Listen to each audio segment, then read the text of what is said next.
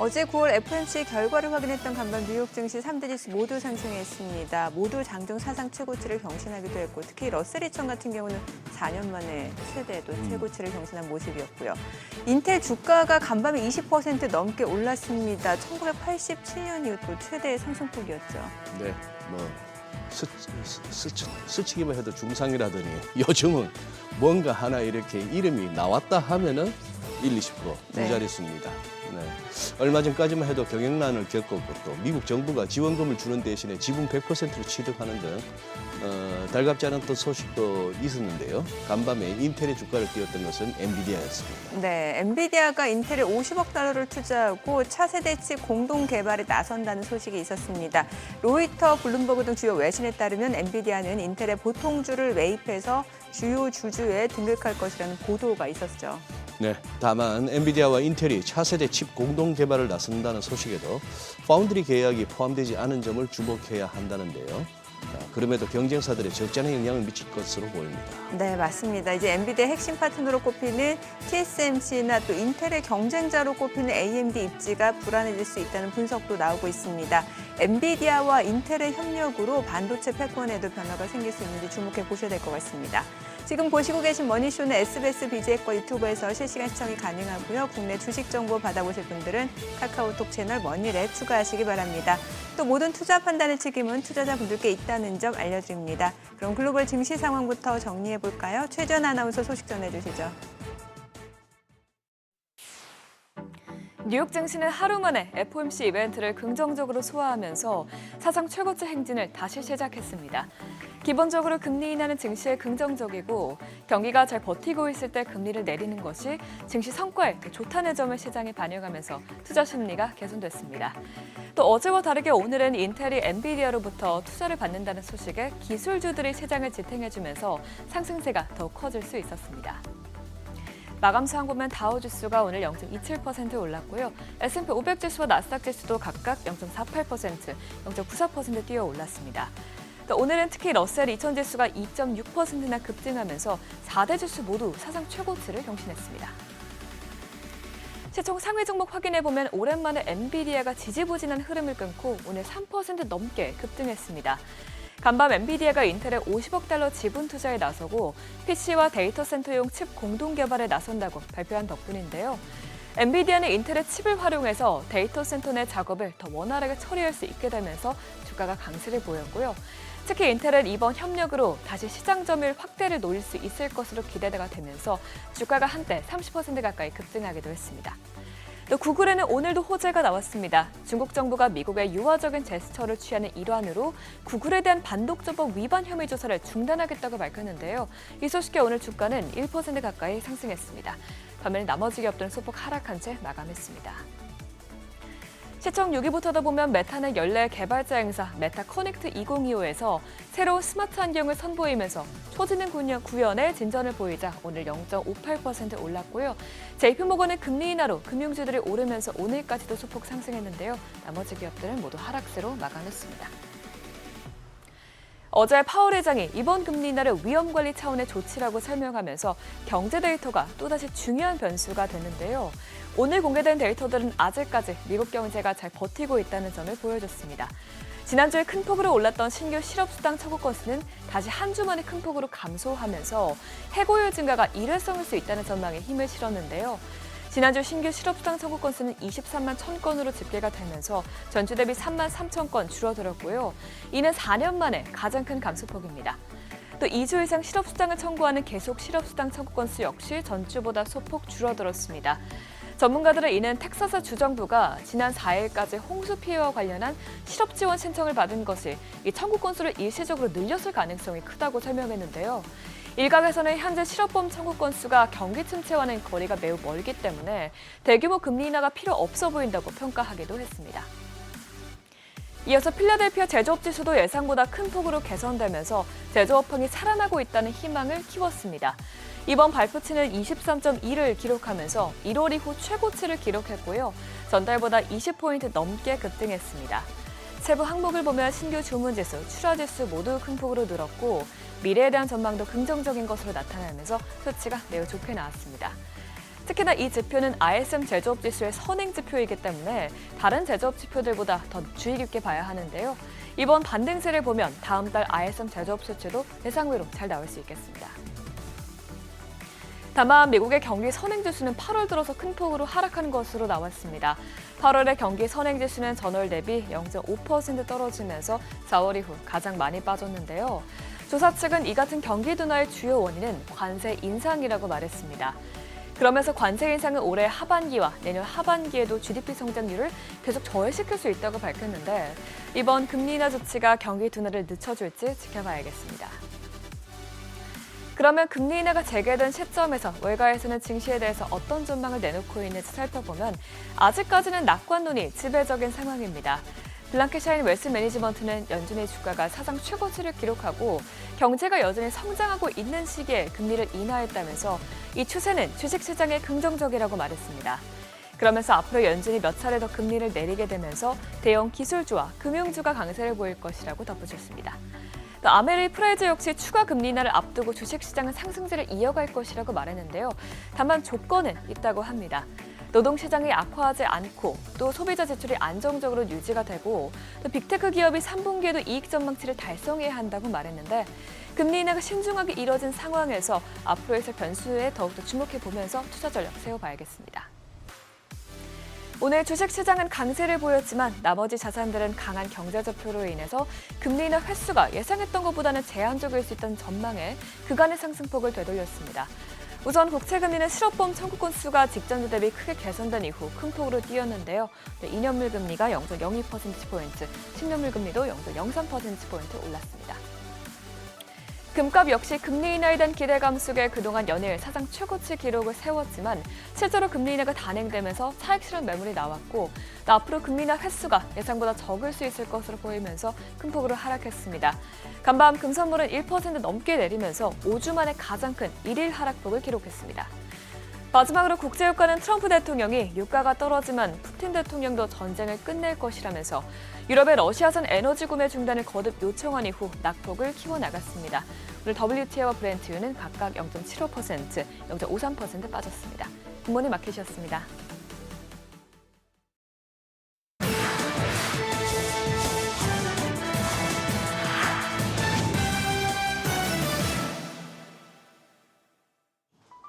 외신이 주목한 주요 이슈들 짚어보겠습니다. 중국이 엔비디아 금지령을 내리자마자 화웨이가 치고 나왔습니다. 향후 3년간의 AI칩 개발 청사진을 공개하면서 도전장을 내민 건데요. 직접 만든 HBM을 적용한 새 AI칩 출시 계획과 더 강력한 컴퓨팅 성능의 차세대 AI 클러스터 기술 공개에 이목을 끌고 있습니다. 특히 수년간 SK하이닉스와 삼성전자 그리고 마이크론 등 한국과 미국 기업이 주도해온 HBM 기술을 확보했다는 게 고무적이고요. 또 직접 만든 AI칩의 단일 성능이 엔비디아보다는 한 단계 떨어진다 한계를 인정하면서도 이를 극복할 방법으로 여러 칩을 하나로 묶는 슈퍼팟 클러스터 기술을 적용해 결국 GPU 10,000개급의 세계에서 가장 강력한 컴퓨팅 능력을 달성했다 사측은 설명했습니다. 이 업계에선 화웨이가 불가침 영역으로 꼽히던 HBM 기술까지 확보하면서 병목 현상을 극복한 데 의미가 있다 짚으면서 중국의 탈 엔비디아 흐름이 더욱 거세지고 한층 빨라질 것으로 내다보고 있습니다. 연거푸 지갑을 열고 있는 마이크로소프트 소식도 살펴보죠. 미국 위스콘신주에 40억 달러, 우리 돈 5조 원을 들여 두 번째 데이터 센터를 짓기로 했는데요. 지난해 발표한 첫 번째 데이터 센터까지 합하면 총 투자액은 벌써 73억 달러에 이릅니다. 사측은 새 데이터 센터가 추가되면 해당 부지는 엔비디아의 수십만 개 고성능 칩을 연결해 세계에서 가장 강력한 인공지능 슈퍼컴퓨터를 보유하게 될 것이다 설명했는데요. AI 모델을 운영하려는 기업들의 수요가 늘면서 클라우드 인프라 업체들이 경쟁적으로 데이터 센터 확보에 열을 올리고 있습니다. 이제 SF 영화 속 장면이 현실이 됐습니다. 메타가 선보인 AI 스마트 안경이 주목을 받고 있는데요. 처음으로 디스플레이가 탑재된 제품으로 함께 제공되는 손목 밴드를 통해 손짓만으로 조작할 수 있습니다. 이를 통해 AI를 호출해 실시간 번역 기능을 이용할 수도 있고 카메라가 탑재돼 사진이나 동영상도 촬영할 수 있고요. 상대방의 모습과 자신의 시야를 동시에 공유해 영상통화도 가능합니다. 업계는 메타가 새롭게 선보인 스마트 글라스가 스마트폰 혁신을 이을 차세대 AI 기기로 자리 잡을 가능성을 보여줬다 평가했는데요. 최근 구글도 삼성과 함께 개발에 나선 데다 아마존을 비롯해 AI AI 지각생으로 불리는 애플도 부랴부랴 개발에 뛰어들어 반전을 노리고 있는 만큼 치열한 경쟁이 예상됩니다. 가상자산 업계가 환호할 만한 소식도 나왔습니다. 미국 증권당국이 가상자산 현물 ETF 상장 절차를 간소화하기로 했는데요. 기존의 개별 심사 방식 대신 일반 상장 기준 요건을 충족하면 되는 방식으로 허들을 확 낮췄습니다. 이 업계에선 2013년 첫 비트코인 ETF가 신청되고 10년 넘게 이어진 선례를 뒤집는 미국 가상자산 규제의 중대한 전환점이다 평가하고 있고요. 시장에선 규정이 변경되고 이르면 바로 다음 달 나올 수 있다 보고 있는데 출시 가능성이 높은 상품으로 수차례 낙방한 리플과 솔라나 현물 ETF가 점쳐지고 있습니다. 미국 제너럴모터스가 중국 시장 공략에 재시동을 걸었습니다. 중국 상하이 자동차와 운용해온 합작법인에 대한 투자를 연장하기 위해서 예비 협상을 벌이고 있는데요. 내후년이면 종료될 예정이었는데 30여 년간 이어져온 두 회사의 파트너십을 되살리려는 이번 시도는 50억 달러 규모의 대대적인 구조조정에 나섰던 1년 전 기류와는 180도 달라진 상황입니다. 지난해 큰 적자를 봤던 중국 시장에서 올해는 수익이 플러스로 돌아섰고 판매량도 2분기 20% 늘어나는 등 상반기 내내 좋은 모습을 보이자 다시 한번 도전에 나서는 모습입니다. 머스크의 인공지능 스타트업 xAI가 시끌시끌합니다. CEO였던 린다 야카리노를 비롯해 핵심 임원들이 최근 몇 달 새 줄줄이 회사를 떠났는데요.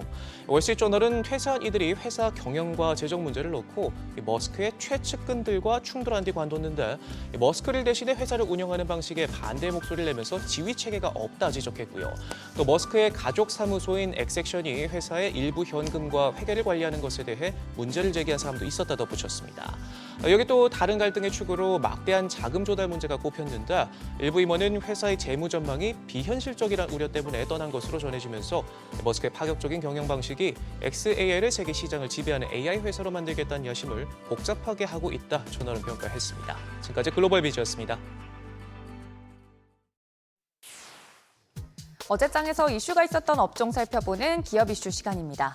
코스피가 외국인과 기관 투자자의 쌍끌이 매수세에 힘입어 사상 최고치를 경신했습니다. 반도체 종목군이 그 상승을 주도하고 있는데요. 특히 국내 증시 투톱 삼성전자와 SK하이닉스가 동반 상승했습니다. 삼성전자가 3%가량 오르면서 8만전자 타이틀을 되찾았고 SK하이닉스도 5% 넘게 급등하면서 사상 최고가를 기록했습니다. 증권가에서는 SK하이닉스에 이어 삼성전자의 목표 주가도 잇따라 높여잡고 있습니다. 일례로 IBK투자증권은 삼성전자의 목표 주가를 기존 9만 원에서 11만 원으로 올려잡았습니다. 두 종목을 필두로 한 반도체 소부장 종목들도 함께 올랐는데요. 마감 상황 살펴보시면 삼성전자와 SK하이닉스 필두로 이어서 YC가 15%대, 제우스도 13%대 상승으로 마감했고요. PSK홀딩스도 12% 넘는 상승폭 보이면서 소부장 관련주들 전반적으로 올랐습니다.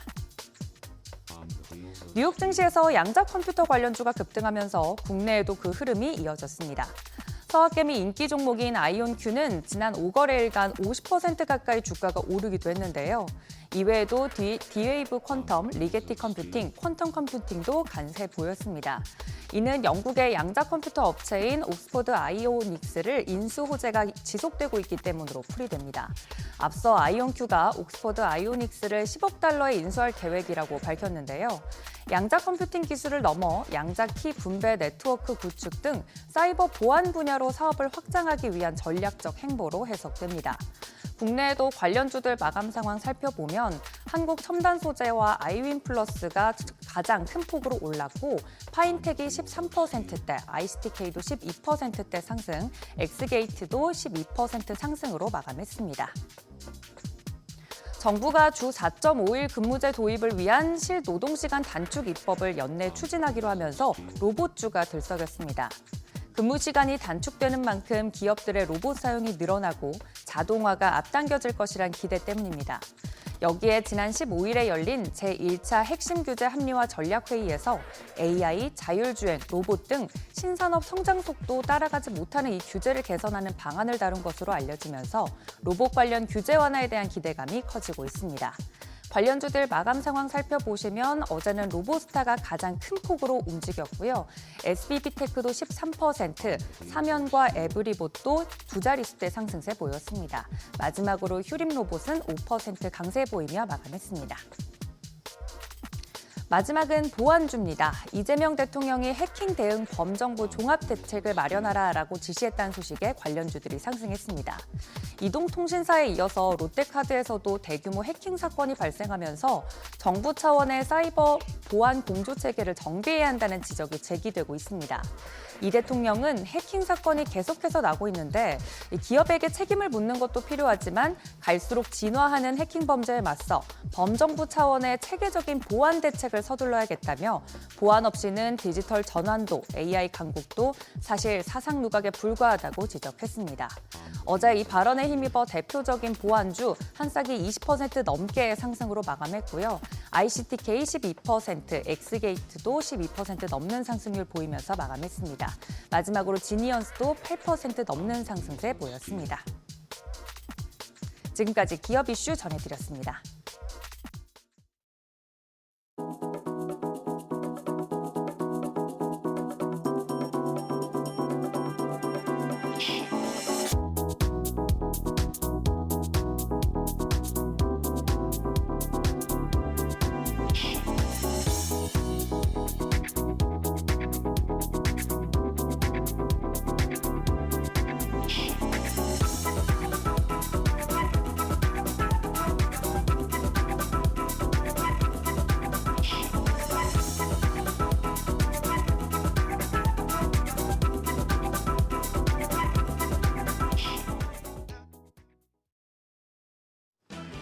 우리 시장이 잠깐 쉬어가나 싶더니 다시 달립니다. 어제 코스피 또 사상 최고치를 기록했습니다. 진격의 반도체, 삼성전자와 SK하이닉스가 재차 날아오르면서 지수의 상승을 이끌었는데요. 굳건한 반도체 간밤 엔비디아가 인텔에 50억 달러의 지분을 투자해서 차세대 칩 공동 개발에 나선다고 밝히며 뉴욕 증시에서 관련주들 일제히 올랐습니다. 삼성전자에겐 부담이 될 수도 있는 소식인데 오늘 반도체주 흐름 어떨지 어제장 복귀하면서 오늘장 투자 포인트 확인하시죠. 코스피와 코스닥이 나란히 1.4% 상승했습니다. 미국이 올해 첫 금리 인하에 나선 가운데 투자자들은 파월 의장이 기자회견에서 내비친 신중한 뉘앙스보다도 금리 인하 그 자체에 주목한 모습이었는데요. 경계감이 사라지며 코스피는 신고가 랠리를 이어갔습니다. 장중에 이재명 대통령이 리서치센터장 간담회에서 국장 복귀는 지능순이 되게 만들어야 한다고 발언한 것도 외국인과 기관의 투심을 자극했습니다. 그러면서 코스피에서 메이저 수급 주체 쌍끌이 매수세를 나타냈습니다. 외국인이 하루 만에 다시 2,800억 원 넘게 순매수했고 기관도 4,300억 원 넘는 사자세를 기록했습니다. 개인만 홀로 7,816억 원 팔아냈습니다. 코스닥 시장에서도 외국인과 기관 모두 순매수했습니다. 외국인이 500억 원 넘는 매수 우위, 기관도 1,618억 원 사자 포지션 취했습니다. 개인만 홀로 2,053억 원 매도 우위였습니다.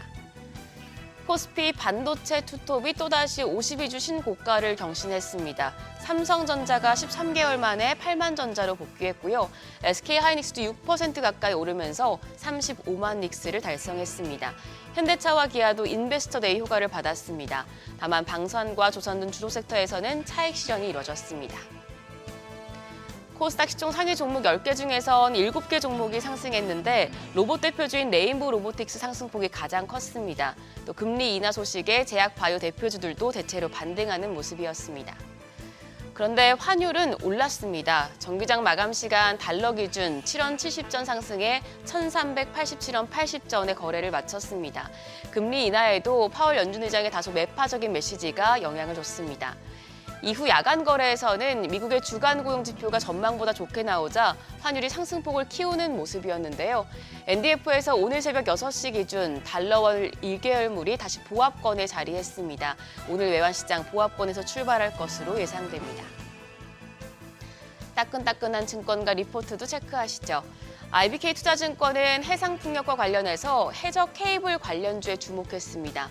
최근 글로벌 시장에서 신재생에너지가 가속화하면서 해상 풍력이 확대되고 이에 장기간에 걸쳐 해저 전력 케이블 수요 확대가 지속될 전망입니다. 국내에서도 정책 변화가 감지되고 있는데요. 해상풍력법과 서해안 에너지 고속도로가 국내 해상풍력 성장을 가속화할 수 있는 중요한 촉매제가 될 것으로 보입니다. 이에 IBK투자증권은 국내 업체들의 수혜가 기대된다며 LS전선과 대한전선에 대해서 신규 매수 의견을 제시했습니다. 각각 목표 주가는 22,000원, 53,000원으로 제시를 했고요. 한편 대신증권은 리튬 값이 오를 것으로 내다봤습니다. 지난 9월 9일에 CATL 측이 리튬 채굴 허가권이 이른 시일 내 갱신될 것이라며 협력 업체들의 복귀를 요청했는데요. 이는 중국 정부의 속가내기 자범일 뿐 감산 의지는 여전히 유효하다는 분석이 나옵니다. 중국은 2013년에서 2015년대와 같은 공급 과잉을 우려하고 있다며 리튬 감산에 또 리튬 가격을 12개월 선행하는 유동성마저 낙관적인 방향을 제시해주고 있다고 대신증권은 진단했습니다. 이는 리튬 관련 종목들에는 모멘텀이 될 수 있으니 참고하시죠. 오늘은 바쁜 금요일이 되겠습니다. 일본은행이 기준금리를 결정하고요. 애플과 삼성전자는 각각 신제품을 출시합니다. 한편 로고 빅데이터 분석 AI 관련 기업인 S2W가 오늘 코스닥 시장에 상장하는데요. 공모주 청약에서 뜨거운 반응을 얻은 만큼 관심이 모아집니다. 한편 어제 시간의 거래에서도 반도체 관련주의 상승세가 계속됐습니다. 한울반도체, IST, 한양디지텍, 오킨스전자 등이 강세를 보였는데요. 오늘까지 이 흐름 이어질지 확인이 필요합니다. 그럼 프리마켓 통해서 개장 분위기 가늠해 보시죠. 간밤 뉴욕 증시 금리 인하 훈풍에 뒤늦게 소화하면서 상승 마감했습니다. 특히 이제 엔비디아와 인텔 이슈로 해당 종목은 물론이고 필라델피아 반도체 지수까지 급등하는 모습이었는데 이 영향으로 국내 증시 프리마켓에서는 반도체 투톱이 또 올라갑니다. 삼성전자가 1.37% 오름세, 거래가 81,600원이고요. SK하이닉스는 더 큰 폭의 오름세입니다. 3.68% 강세로 현재 거래가 36만 6,500원입니다. LG에너지솔루션은 0.14% 약세, 삼성바이오로직스 보합이고요. 한화에어로스페이스는 프리마켓에서 반등합니다. 0.8% 가까이 오르면서 103만 1,000원대로 거래가 집계되고 있습니다. 이어서 코스닥 시장입니다. 여기서는 1, 2위가 하락하고 3위부터 5위까지 올라갑니다. 시총 1위 알테오제는 0.32% 약세입니다. 47만 2천 원. 에코프로비엠도 0.3% 조정을 받으면서 12만 2,500원에 거래되고 있습니다. 반면 에코프로는 0.2% 강세, 거래가 5만 700원이고요. 펩트론이 0.86% 강세로 29만 2천 원. 더불어서 파마리서치도 0.82% 상승합니다. 61만 3천 원에 거래되고 있습니다. 오늘 코스피가 다시 3,500 신기록에 도전합니다. 일단 프리마켓에서는 반도체 투톱, 오늘도 양호한 분위기 보여줬는데 어제처럼 반도체 대형주가 지수를 끌어올려줄 수 있을지 개장 분위기 지켜보시죠. 지금까지 어제장 오늘장이었습니다.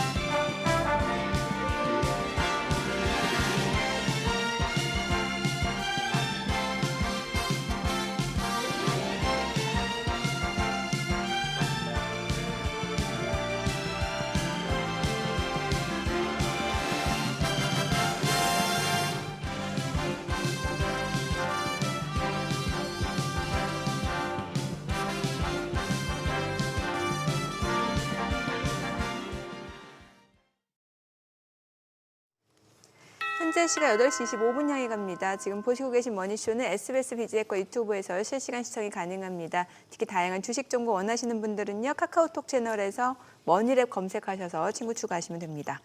와, 미증시 S&P 500 또 사상 최고치. 연준은 예상대로 금리 인하를 했는데 뭐 경기도 나쁘지 않은 것 같네요. 주간 신규 실업당 청구 건수도 보니까 4년 내 최대 감소 폭이고 또 페덱스 주가도 오른 거 보니까 경기가 괜찮은가 봐요, 미국은.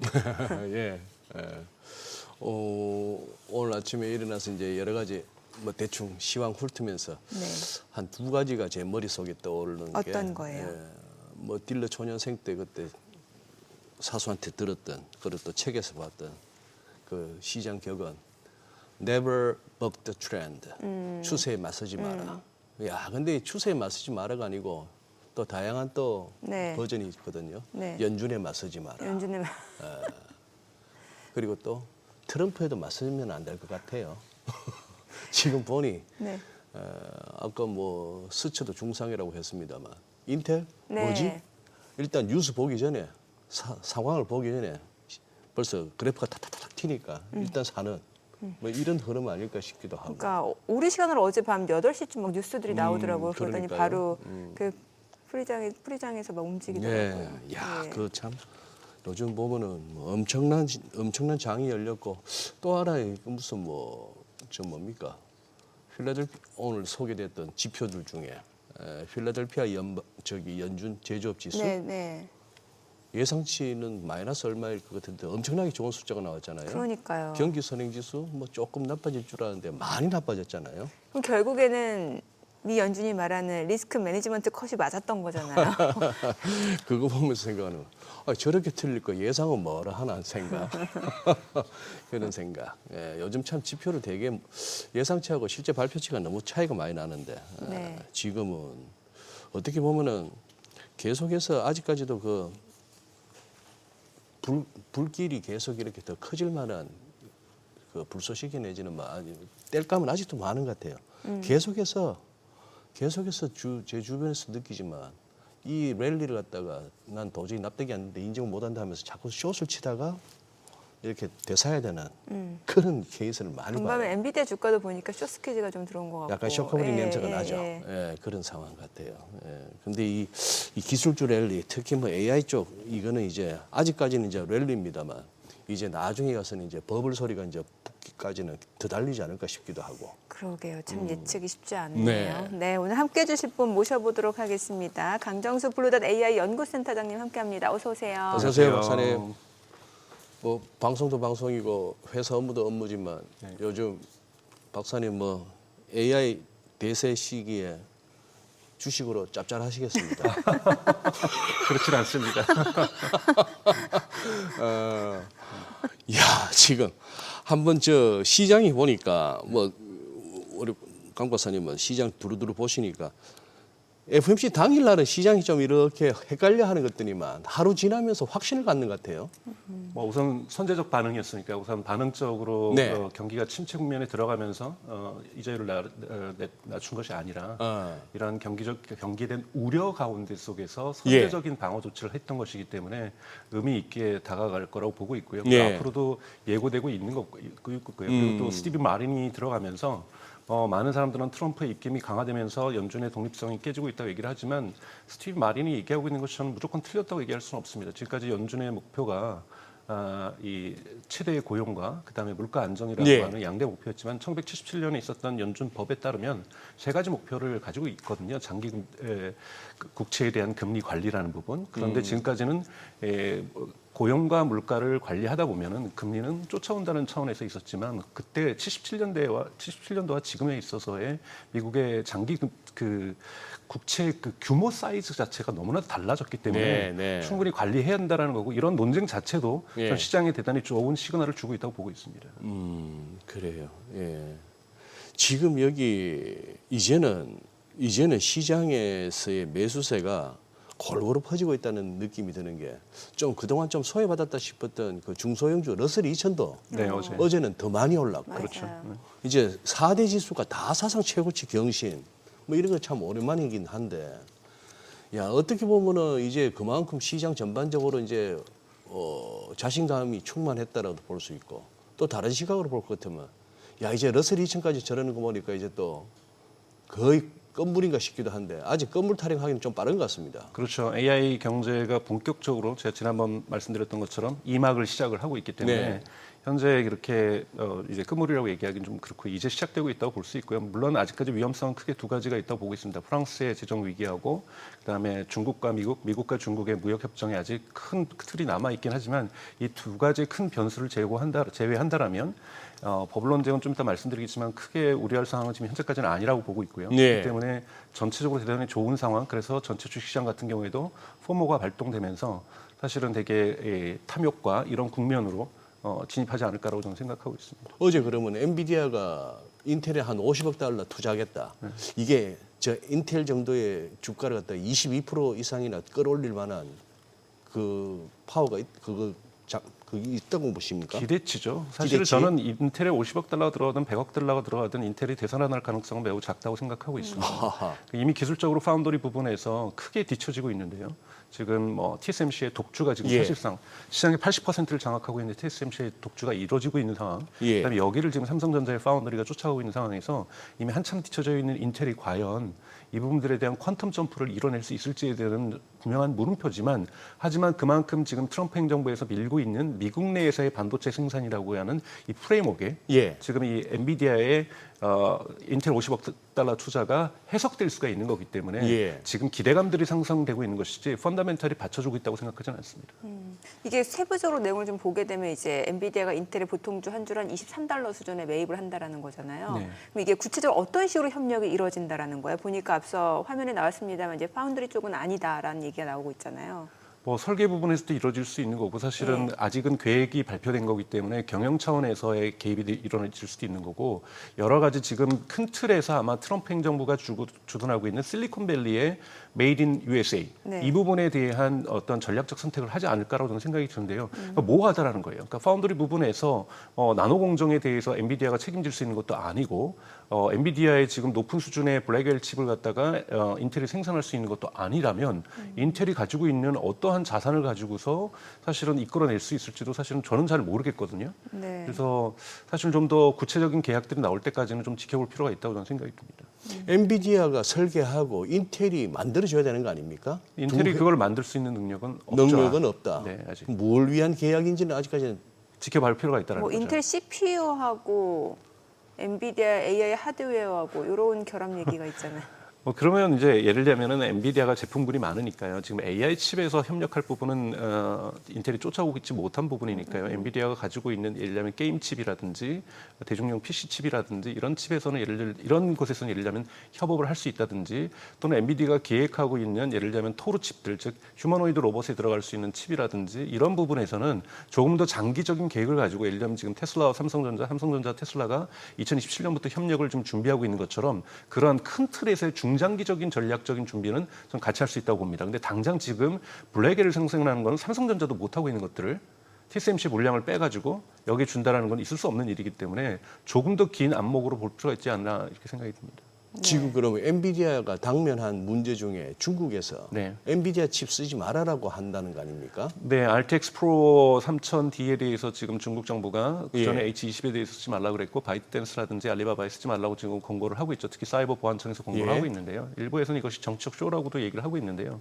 정책 쇼라고 한다는 건 우리가 보통 실체가 없는 것을 정책 쇼라고 한다면 과연 실체가 없냐고 할 때 중국이 지금 반도체 굴기라고 하는 것을 분명하게 진행을 예. 하고 있고요. 여기에 또 AI 부분에서 인재를 이번에 오픈 AI에 있는 인재가 텐센트로 이동한다든지 이런 AI 부분이나 반도체 부분에서 명확한 독립과 자립의 의지를 표현하고 있기 때문에 일방적으로 쇼라고 할 수는 없지만 아마 이번 협상 과정에서 왜냐하면 아직까지도 지난번에 딥시크 사태에서 봤던 것처럼 딥시크도 하웨이의 어센드 칩으로 학습을 시키려다가 포기하고 다시 엔비디아 칩으로 돌아섰던 사건이 4월 달에 파이낸셜 타임즈가 보도를 했던 거지 않습니까? 네, 예. 그런 부분에서 완전한 독립은 중국 또한 불가능한 거기 때문에 일부 요번에 지금 미중 협상 속에서 지금 마드리드에 진행되고 있는 미중 협상 속에서 틱톡과 지금 틱톡은 판매하기로 어느 정도 결정을 한 것 같고요, 미국에. 이런 부분에서 이런 칩 부분에 대해서 압박을 함으로써 중국에 대한 AI 칩에 대한 미국의 어느 정도의 수출 허가 이걸 끌어내기 위한 하나의 어떤 전략적인 압박 수단으로서 저는 해석될 수 있는 부분도 분명하게 있다라고 저는 생각이 듭니다.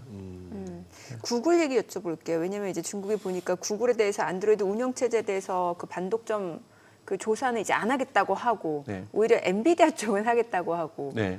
요건 어떻게 봐야 돼? 구글 주주 입장에서는 사실 환호할 만한 소식이긴 한데. 그렇죠. 예. 그러니까 우선 엔비디아 같은 경우에는 반독점 조사까지도 중국 정부가 하겠다고 네네. 얘기를 했고 사실은 중국은 안드로이드에 대해서 독립을 했죠. 하웨이 같은 경우에도 안드로이드에 대해서 수출 금지를 사실은 트럼프 1기 정부 때 했습니다. 네네. 그렇기 때문에 그 이후에 꾸준하게 지난 4년 동안 독립적인 물론 우리가 이것을 포크라고 하죠. 예. 안드로이드 찍어내서 예.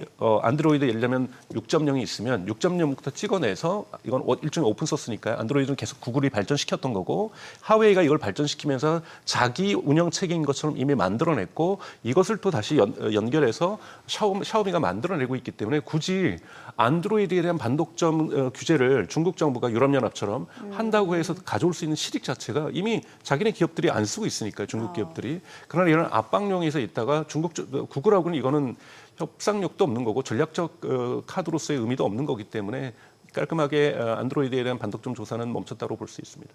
반대로 이제 엔비디아에 대해서는 압박이죠. 지금 엔비디아는 중국이 전체 매출에서 18%를 아직까지는 여전히 차지하고 있었기 때문에 근데 안드로이드를 갖고 있다고 해서 구글이 뭐 특별하게 이익을 볼 수 있는 것들이 없거든요, 중국에서. 네네네. 근데 분명하게 엔비디아는 대단히 중요하게 아직까지는 중국 시장이 차지하고 있기 때문에 엔비디아를 압박하는 것이 더욱더 효과적이라고 볼 수가 있습니다.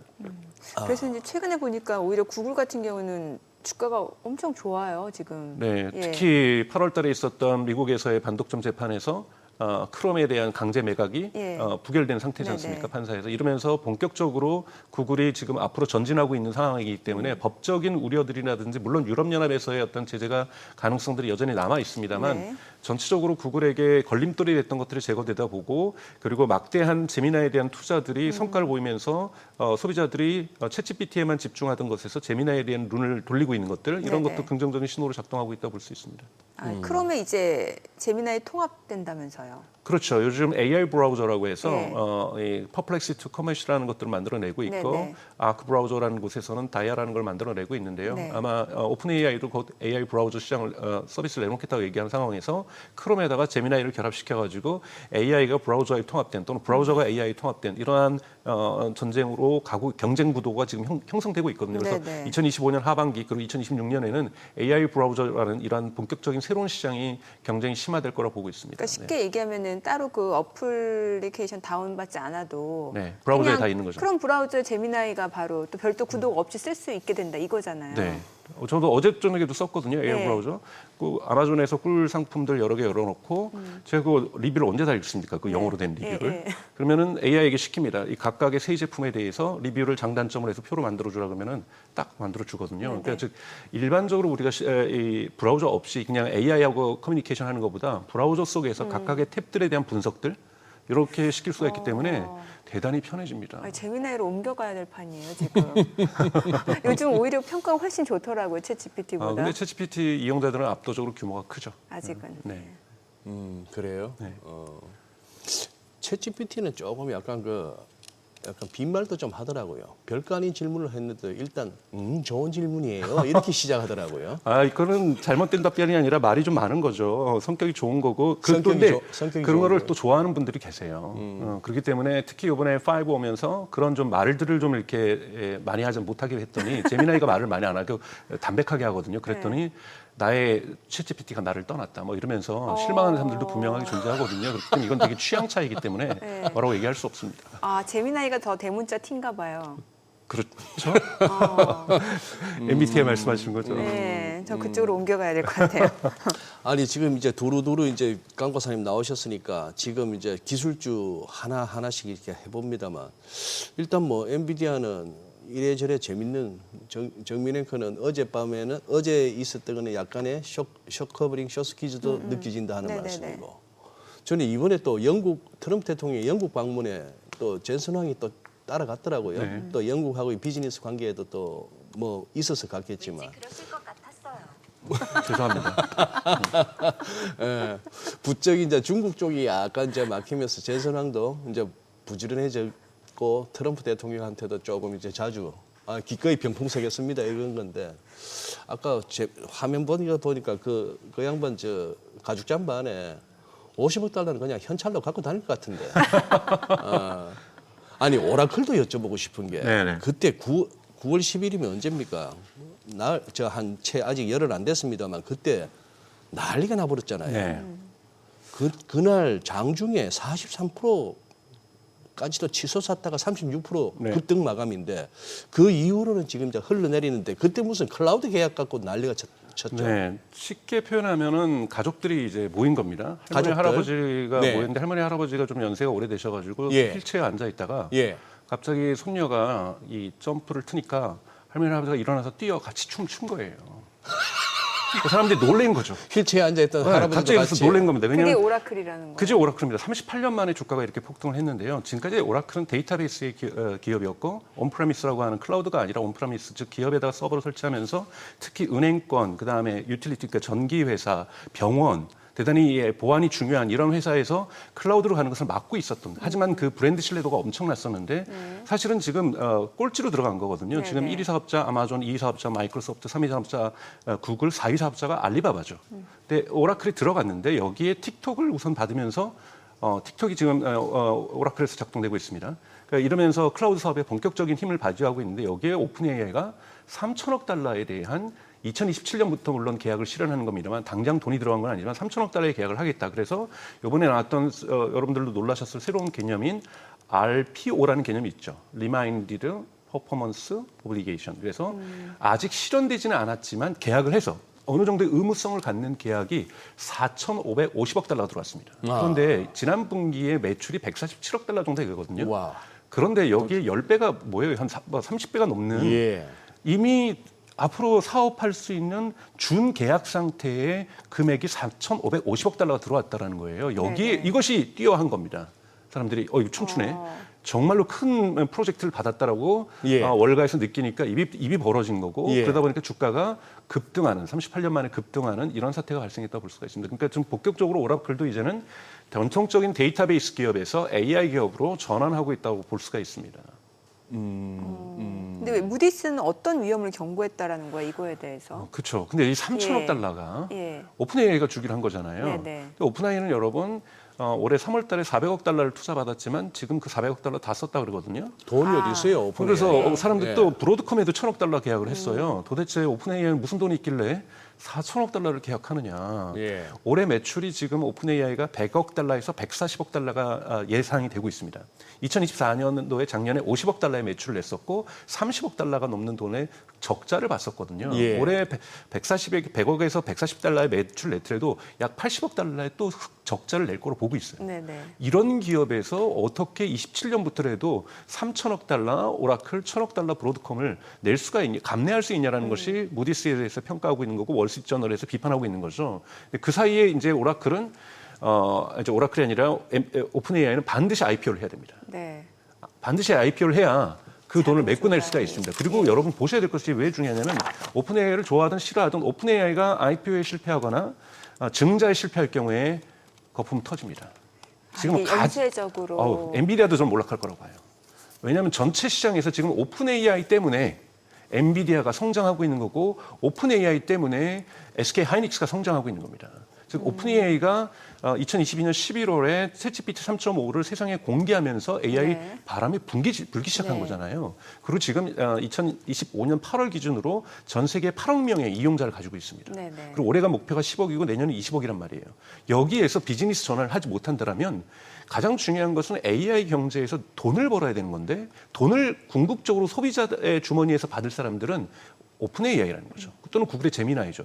근데 여기에서 돈을 못 벌면 연쇄적으로 이 돈 벌 거를 다 가상하고 가정하고 엔비디아가 성장할 수 있었고 오라클이 성장할 수 있었고 구글이 성장할 수 있었고 아마존이 성장할 수 있었다라는 거죠. 근데 여기에서 터져버리면 연쇄적으로 AI 경제의 버블은 터질 수밖에 없고 AI 경제가 일시적인 크게 정체될 수밖에 없습니다. 그래서 오픈 AI가 성공하지 못하냐는 대단히 중요한 앞으로 해서 중요한 마일스톤이라고 볼 수 있습니다. 그러면 예. 지금 우리 시청자 한 분께서 이 레리 앨리슨 오라클 CEO의 오너 리스크는 없느냐 이런 말씀을 하시는데 이 양반 원래 그 실리콘밸리에서 악동이라고 했던 사람이 뭐 어떤 리스크가 있길래 이런 질문을 하실까요? 뭐 과거에 이제 악동이라는 평가도 받고 네. 뭐 괴짜 같은 일도 하고 예. 요트도 뭐 대형 요트 해가지고 뭐 하기도 하고 뭐 이렇지만 사실 경영 일선에서 물러나 있습니다. 그래요? 그러니까 왜냐하면 지금 CEO가 따로 있고 네. 그러니까 회장이라는 직책으로 있으면서 전체적인 것에 어떤 틀들을 갖다가 뭐 오픈 AI라든지 소프트뱅크랑 이런 만드는 데 일을 하고 있기 때문에 너무 여러분 걱정하지 않으셔도 돼요. 실질적인 CEO는 따로 존재하고 있기 때문에 그래요? 오라클에 네. 있어서 과거에 이제 그 괴짜적인 발언들, 실리콘밸리에 대한 욕들, 조금 거친 표현들이 일론 머스크를 좀 닮았다고 얘기를 많이 하거든요. 일론 머스크가 레리 회장의 곱하기 3 버전 또는 곱하기 10 버전이라고 얘기를 할 정도니까 그런 부분에서 CEO 리스크를 얘기하실 거라고 생각이 듭니다. 네. 개인적으로 궁금한 건데 아까 소장님 이렇게 말씀하실 때 어떤 게 답변을 한 거예요? 그러실 줄 알았어요. 제미나이가 지금. 제미나이가. 네네. 제미나이가 답. 예. 네. 예. 근데 아까 XAI의 임원들이 지금 뭐 머스크 측근들하고 갈등이 심하다 하는데 그러면서 막 퇴사가 줄을 잇는다 하는 거 보니까 거기도 뭐 돈은 많이 주는지는 몰라도 좀 회사 생활하면서 스트레스는 좀 많을 것 같아요. 왠지 머스크 회사는. 제가 월급 1,000억 드리면 네. 좋아는 하시겠지만 제가 그만큼 쪼지 않겠습니까?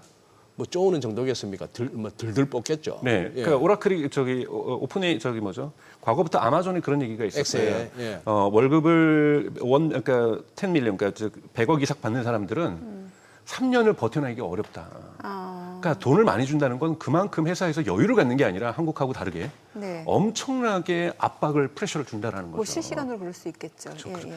가장 이 사람들이 일찍 퇴사하고 건강상도 대단히 안 좋아진다라는 거예요. 그 정도로 압박이 있다라는 거고 지금 이 AI 경쟁이 엄청나지 않습니까? 네. 지금 오픈 AI가 챗GPT 5를 내놓고 있고 원래는 내년도에 예상되고 있었던 그록 5가 일론 머스크의 이야기에 따르면 올해 내겠다라고 얘기를 하고 있는 거잖아요. 네. 그러면 엄청난 프레셔가 들어오겠죠. 이러한 부분들에서 갈등들은 저는 예고되고 있는 거고요. 그리고 미국 기업에서 임원들의 어떠한 이 이동들, 예. 잦은 이동들에 대해서 한국에서는 많이 놀라죠. 한국은 그 정년퇴직할 때까지 계시는 분들이 많으니까. 예, 그런데 X.AI라든지 또는 테슬라라든지 임원들의 평균 잔류 기간이 다른 기업에 비해서 짧지 않습니다. 아, 그래요? 네, 근데 워낙 많이 이동하는 것을 특히 X.AI라든지 테슬라 같은 경우 언론에서 조명을 하다 보니까 조명을 해서 그렇다. 그래서 그런 것이지 이러한 미국에서의 인재들의 이동들이라는 것은 대단히 빠른 속도로 진행되고 있기 때문에 이 부분은 전반적으로 노이즈라고 저는 보고 있습니다. 네. 저 브로드컴도 좀 여쭤보고 싶은데 약간 네. 엔비디아 쉴 때 브로드컴 주가가 굉장히 좋았잖아요. 네. 그래서 뭐 제2 엔비디아 얘기까지 나올 정도였는데 브로드컴에 대해서는 이제 투자자 관점에서 어떤 이슈들을 좀 정리해 보면 좋은 거예요? 그러니까 사실은 가장 그러니까 것은 이 전체 시장이 커지면요. 예. 브로드컴도 이익을 보고 엔비디아도 이익을 보고 AI 경제가 전반적으로 커지면서 실물 경제에 영향을 명확하게 주기 시작하고 그리고 이것을 통해서 그러니까 이 소비자 시장들이 크게 이동을 한다라면은 여기에 있는 모든 생태계 기업들이 돈을 벌 수밖에 없는 거죠. 왜냐하면 이 사람들은 전통적으로 삽하고 갱이를 파는 거고 엔비디아가 삽하고 갱이를 갖다가 최고급으로 판다니까 그건 너무 뭉툭하고 안 이쁜 것 같아. 나는 조금은 이쁜 삽을 팔래라는 것이 브로드컴이잖아요. 커스텀 AI라는 것이. 그런데 이 이쁜 삽으로만 모든 것을 분광을 캘 수가 없는 거니까 엔비디아의 이 막대하게 좀 무식하게 생겼지만 좀 다 할 수 있는 거. 학습도 할 수 있고 추론도 할 수 있고 추론한다는 건 여러분들이 제미나이에게 질문 던졌을 때 챗GPT에 질문 던졌을 때 답변하는 걸 추론이라고 합니다. 근데 이러한 부분에서 점점 추론 이용자들이 많아지다 보니까 이용자가 8억 명, 9억 명 되다 보니까 브로드컴에게 좀 저렴한 GPU를 삽자루를 부탁한 거죠. 그러니까 학습보다는 예. 이 답변하는 데 특화된 이러한 부분들을 부탁을 할 수밖에 없는 거죠. 왜냐하면 저는 아주 자연스러운 과정에 엔비디아를 버리는 게 아니죠. 이 금을 캐기 위해서는 이 큰 묵직한 삽자루가 필요한 겁니다. 엔비디아가. 그런데 사람들에게 답변하는 것까지 상암동에서 맛집 알려주는 데까지 묵직한 삽이 필요한 건 아니거든요. 이러다 보니 브로드컴의 커스텀 AI 칩이라는 것이 필요하게 된 거고 그렇기 네. 때문에 브로드컴과 엔비디아는 경쟁 구도가 아니라 함께 가는 그러니까 이 보완제의 네. 성격을 가지고 있다라고 생각하시는 게 좋을 것 같습니다. 이게 지금 강 박사님 네. 흔히 이걸 갖다가 왜 우리 야구로 치면 몇 회쯤일까요라고 하거나 뭐 그렇게 하는데 이 야구나 축구는 이게 연장전이 있지 않습니까? 네.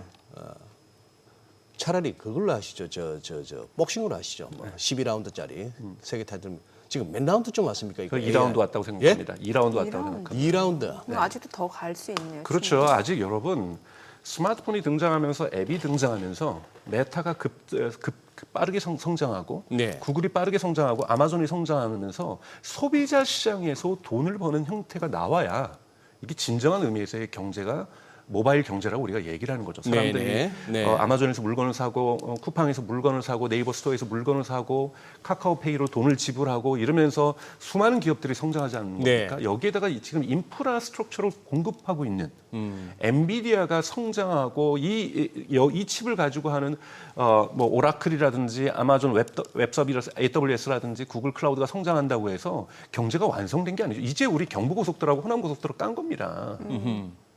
그럼 여기에 수많은 차들이 다닐 거 아닙니까? 네.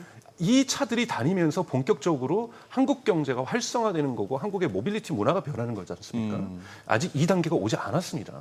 많은 분들이 아직까지 AI 서비스 이거는 직장 다니는 사람들이 쓰는 거라고 얘기를 하죠. 최근에 하버드 대학교하고 오픈 AI가 설문조사를 내놨는데 2023년까지는요. 챗GPT 이용자의 80%가 남성이었어요. 네. 예. 근데 올해 7월 달에 53%가 여성으로 바뀝니다. 어허. 이건 뭐냐면 되게 대중화되고 있다는 신호라고 예. 볼 수가 있는 거거든요. 예. 그리고 쿼리에서도 질문에서도 업무형 질문이 73%였어요. 근데 지금 업무형 질문이 47%로 줄어들었습니다. 사람들이 일상에서 쓰기 시작하고 있다는 거죠. 네. 일상에서의 변화, AI 없는 일상을 사람들이 생각할 수 없는 것, AI가 없는 스마트폰이 없는 일상을 생각할 수 없는 것처럼 AI가 없는 일상을 생각할 수 없을 때 그때 본격적으로 우리는 AI 경제가 완성됐다고 볼 수가 있는 거고 그때 10라운드, 11라운드, 12라운드라고 볼 수가 있습니다. 근데 지금 오픈 AI가 또는 제미나이가 소비자의 신뢰를 못 얻으면서 그 라운드까지 못 가게 되면 버블이 터지는 거죠. 사람들이 자동차를 타고 가는데 엄청나게 사고가 일어나고 경부고속도로 잘못 졌다 다시 져라 뭐 날라오고 자동차 뭐 가다가 막 바퀴가 빠지고 뭐 이러면 사람들이 신뢰가 무너지는 거지 않습니까? 그래서 아직 조심스럽게 우리가 봐야 되는 것은 궁극의 지금 고속도로가 완성되어 가고 있고 자동차가 좀 달리고 있는 거예요. 네. 이제 그 자동차를 사람들이 없으면 이동하지 못하는 시대로 가고 있다는 거고 그럴 때 좀 완성되기 때문에 여러분 AI 경제는 아직 갈 길이 멀었다고 저는 보고 있습니다. 네. 자, 지금 시각 8시 52분 향해 갑니다. 오늘 양시장 호가 상황도 체크해 보도록 하겠습니다. 먼저 코스피 예상 체결 지수부터 좀 확인해 보도록 할게요. 오늘 0.2% 상승 예상됩니다. 지금 예상 체결 지수는 3,469, 코스닥 0.4% 상승 예상되고요. 지금 860으로 집계가 됩니다. 시가총액 상위 종목 예상가 보도록 하겠습니다. 삼성전자 오늘 0.9% 상승 예상됩니다. 지금 호가는 81,400원이고 SK하이닉스가 1% 오름세가 예상됩니다. 지금 예상가 35만 7천 원이죠. LG에너지솔루션은 3.8% 하락 예상됩니다. 지금 호가는 34만 1천 원이고요. 삼성바이오로직스, 삼성전자, 우선주는 보합권 예상되고 있고요. 한화 에어로스페이스가 소폭 내림세가 예상됩니다. 지금 호가는 102만 원, 현대차는 지금 호가가 21만 9천 원으로 소폭 상승 예상되고요. HD현대 중공업 0.3% 상승 예상됩니다. KB금융은 지금 예상 체결가 11만 6,400원으로 하락 출발 예상되고요. 기아가 0.9% 상승 예상됩니다. 기아 지금 보합권 예상되고 있습니다. 코스닥 시가총액 상위 종목 예상가도 보도록 하겠습니다. 알테오젠 오늘 보합권 예상되고 있습니다. 지금 호가는 47만 4,500원. 에코프로비엠 보합 예상되고 있고요. 에코프로는 지금 예상 체결가가 5만 800원으로 나타납니다. 펩토론 상승 출발 예상되고 있고요. 파마리서치가 지금 예상 체결가 61만 5천 원. 레인보 로보틱스 오늘 0.3% 상승 예상됩니다. 지금 호가는 29만 7천 원이고요. ABL 바이오 그리고 리가켄 바이오는 하락 출발 예상되고 있습니다. HLB 보합권 예상되고요. 삼천당제약은 지금 호가가 22만 원으로 1.3% 상승 예상되고 있습니다. 자, 이제 개장까지 한 6분 가량 남았는데요. 글쎄요, 일단 뭐 미증시가 사상 최고치다 보니까 국내 증시에 대해서도 좀 기대감이 높아질 법한데 오늘 또 개장하고 좀 봐야 되겠네요. 예. 생각보다는 약하죠, 그죠? 예. 생각보다는 약한데 또 한번 뚜껑을 열어봐야. 예. 근데 박사님 그 AI 경제에 대한 어떤 설명은 뭐 충분히 납득이 갑니다. 네. 뭐 진짜 12라운드 타이틀 매치 중에 2라운드, 3라운드 정도, 네, 뭐 납득이 가는데 제 얘기는 그러면은 주가는 지금 그러면은 AI 관련주들에 대해서 주가는 조금 벌써 한 5, 6라운드 가 있는 거 아닙니까? 주가는 뭐 시장을 선행해서 반영하다 보니까 예. 분명하게 먼저 반영되고 있다고 볼 수가 있습니다. 예. 예를 들면 팔란티어를 보더라도 예. 지금 알렉스 카프 같은 경우에는 지금 커머셜 어카운트, 즉 이 민간 고객들이 한 500개 정도 있다고 얘기를 하는데 예. 2030년까지 그 5,000개 만들겠다고 얘기했고 어. 2035년까지 5만 개 만들겠다고 얘기를 했거든요. 예. 지금 500개에서도 이 정도의 이 룰 오브 40가 나오는데 오호. 5,000개, 5만 개를 목표로 하고 있습니다. 전 충분히 가능한 시나리오라고 보고 있는 거거든요. 그러니까 즉 이제 시장 열리지 않았고요. 좀 이따 말씀드리려고 했는데 미리 말씀드리면 테슬라가 꿈꾸고 있는 또는 지금 중국 정부라든지 미국에서 지금 밀고 있는 휴머노이드 로봇 같은 경우에는 인류가 지금 가보지 못했던 시장으로 경제 구조로 들어가는 겁니다. 인간의 노동을 로봇에 의해서 대체한다는 것 저는 상상도 못 하겠어요. 그 사회가 어떨지를. 예. 그러니까. 그러면 테슬라 주가도 올라갈 수 있겠네요. 근데 그건 당장에 올라간다는 말씀을 드리는 건 아니죠. 펀다멘탈이 그렇죠. 받쳐진 거죠. 예. 로봇 사이로 가야 되는데 여러분 한 번도 인간은 노동을 자본화한 적이 없습니다. 우리가 예를 들자면 팥빙수가 맛있어서 이거 나만 우리 집만 잘 되는 게 아니라 프랜차이즈 열어야지. 그러려면 500억 필요해. 자, 500억 투자를 받아서 사람들한테 5억씩 주는 사람한테 10%씩 뭐 주던 5%씩 뭐 네. 준단 말이에요. 네. 이것을 우리가 팥빙수의 자본화라고 얘기를 하죠. 스타벅스는 커피를 자본화시킨 거죠. 네. 코카콜라는 음료를 자본화시킨 거죠. 네. 한 번도 인류 역사에서 노동을 자본화시킨 적은 없습니다. 노동을 자본화시킨 적은 없다. 네. 그럼 이제 이 노동을 자본화시키는 국면으로 지금 휴머노이드 시장은 들어가게 되는 거고요. 만약에 제가 연봉을 갖다가 8천만 원 받는데 저를 대체한단 말이에요. 그러면 4천만 원에 대체한다고 쳐요, 로봇이. 네. 근데 원가는 2천만 원밖에 안 들어요. 2천만 원씩 남는 거잖아요. 이런 네. 것들이 100만 대, 1000만 대, 1억 대가 인류에 뿌려진다고 한다면 그리고 이것으로 시장을 열기 위해서 내가 자본을 투자자들에게 받겠다고 하면 이것을 시장 밸류에이션을 할 수 있는, 그러니까 이 가치를 평가할 수 있는 기본적인 방법론 자체가 인류에 존재하지 않습니다. 여러분 경제학에서 배우셨잖아요. Y 결과물은 Y는 L과 K의 함수라고 배웠잖아요. 근데 우리는 항상 지금까지 테크놀로지도 K의 함수였고 자본 투자도 K의 함수였다라는 거예요. L의 함수가 항상 위에 이 restriction, 그러니까 제한이 있었죠. 왜 노동력이 갑자기 인구가 한국에 5천만 명이 1억 명이 될 수는 없는 거잖아요. 네. 근데 한국의 경제에 노동력이 이제 5천만 명이 아니라 1억 명으로 바뀔 수 있는 겁니다. 인구는 줄어도. 인구는 줄어도요. 이것이 만들어졌던 것, 지금까지 제약이 있었던 건 인간의 노동력은 제약이 있었어요. 기술에 의해서 인간의 생산성은 좋아지긴 했지만 인간의 생산성이라는 것 제가 갑자기 100kg 들 수 있는 건 아니잖아요. 네. 예. 제가 막 초당 막 전선줄 막 10개 하다가 막 30줄, 40줄 할 수 있는 건 아니란 말이죠. 네. 24시간 저 일하지 못합니다. 그러니까 새로운 국면으로 가게 된다는 거고 여기에 대해서 자본화가 커질 수 노동의 자본화가 이루어지다 보니 테슬라의 주가에서 70% 80%가 앞으로 옵티머스가 휴머노이드 로봇이 차지할 거다. 저는 이것도 대부분은 그냥 말장난처럼 논쟁이라고 봐요. 더 커질 수도 있는 거고요. 네. 그래서 사실은 이거는 아직까지는 저희가 진입해보지 못했던 AI 경제라는 겁니다. 그럼 어찌됐든 간에 그럼 이제 투자자 관점에서 그 휴머노이드 로봇이라고 하면 지금 테슬라가 가장 앞서 나가 있는 건 사실인 사실이죠. 거잖아요. 네, 네. 예. 그래서 뭐 오래되지 않지만 내년도부터 20만 대를 양산할 거라고 얘기를 하고 있죠. 네. 그리고 물론 여기에 대해서 보스턴 다이나믹스, 현대자동차 가지고 있는 보스턴 다이나믹스도 내년에는 상장 계획을 가지면서 들어가고 있고 사실은 지금 전력을 다해서 미국에 있는 로봇 기업들이라든지 중국 기업들이 지금 가고 있고 한국도 네. 지금 레인보우 로보틱스의 주가가 올라가는 것도 여기에 대한 기대감이라고 저는 생각하고 있거든요. 어떤 실질적인 로봇 팔에 의해서 매출 증가 네, 때문에 네. 지금 데려가는 것이 아니라 휴머노이드 로봇에 대한 이 흔히 말하는 테마주로 지금 묶여 들어가고 있는 거잖아요. 예. 그런데 아직까지 현실적으로 뭐 많은 테스트들이 진행되고 있지만 현실적으로 공장에서 정말 인간의 노동을 대체할 수 있는 수준까지 가기에는 무리가 있는 거고 이번에 이제 옵티머스의 3세대가 아직 공개되지 않았습니다만 3세대가 공개되면 이것의 가능성들이 지금 있다라고 추정하는 것이 최근에 2.5세대가 됐는데 그 손이 정말 인간 손처럼 생겼거든요. 지금까지 테슬라가 실현하는 데 있어서 인간 손처럼 인간의 이 디그리 오브 프리덤이라고 얘기하죠. 그러니까 27도의 자유도를 가지고 있는데 테슬라는 23도까지 지금 왔죠. 27도까지는 저는 갈 거라고 봐요. 근데 문제는 이 유연성이 있다 보니까 얘가 손가락에 힘이 없는 거예요. 근데 인간이 정말로 손가락에 힘이 좋습니다. 인간은 창조주의 진짜 최고의 작품이죠. 네, 그러니까 이렇게 진화하면서 손가락이 이렇게 많은 힘을 가질 거는데 지금 문제가 된 것이 손가락에 힘을 주려다 보니까 여기 과열 현상이 발생해서 예. 그래서 여기 들어가는 모터라고 할 수 있는 액추에이터가 장시간 노동을 견디지 못한다는 것이 옵티머스 2.0에서 나온 결과였던 거예요. 이건 많은 로봇 산업들도 겪고 있을 거예요. 중국에서 한국에서 만든 화려한 손들이 네. 서너 시간 일하다 보면 또는 무거운 걸 들다 보면 매일 이런 가벼운 컵 만들 수는 없고 그러니까 요즘 테슬라 나오는 것이 LA에 다이너 클럽에서도 팝콘 들잖아요. 그러니까. 팝콘 가벼워요. 예. 그리고 맨날 쓰레기 봉투 치운다 그러면서 비닐봉투 치우고 있고.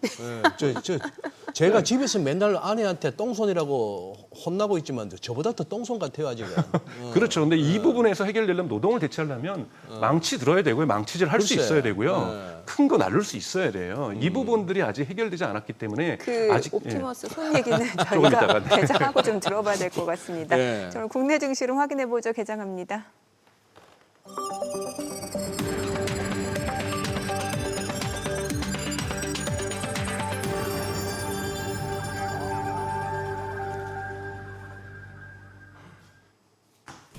네, 9월 19일 금요일 국내 증시 개장했습니다. 간밤 뉴욕 증시 또 사상 최고치입니다. 연준 예상대로 금리 인하 단행을 했고 여기에다가 주간 신규 실업당 청구 건수도 최근 4년 내 최대폭으로 감소를 했습니다. 경기가 그렇게 예상보다는 나쁘지 않다라는 점이 확인이 됐습니다. 이런 부분에서 시장이 환호할 만한 재료들이 나오면서 또 상승을 보여줬고 주 빅테크 관련주들도 러셀 2000 중소형주까지 상승을 하면서 시장 상승을 이끌었고요. 어제 국내 증시도 로봇 관련주를 비롯해서 많은 종목들이 좀 올라갔는데 오늘 양시장은 일단은 지금 보합권 출발입니다. 지금 코스피가 3,461, 코스닥 858, 양시장 보합 출발이고요. 시가총액 상위 종목 시초가도 보겠습니다. 삼성전자도 지금 보합권이네요. 아직은 86,600원, 그리고 SK하이닉스가 0.8% 상승합니다. 35만 6천 원, 그리고 LG 에너지솔루션, 삼성바이오로직스는 좀 떨어지네요.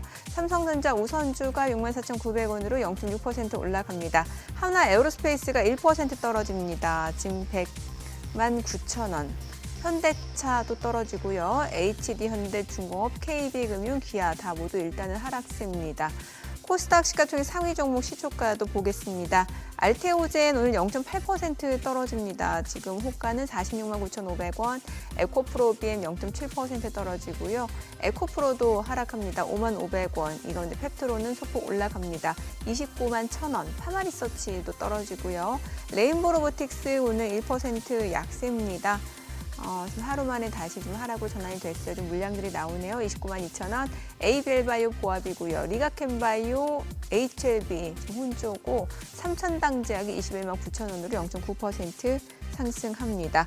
자, 그리고 시장에서 특징을 보여주고 있는 섹터 종목 좀 체크를 해보도록 하겠습니다. 보완주가 움직임이 좋네요.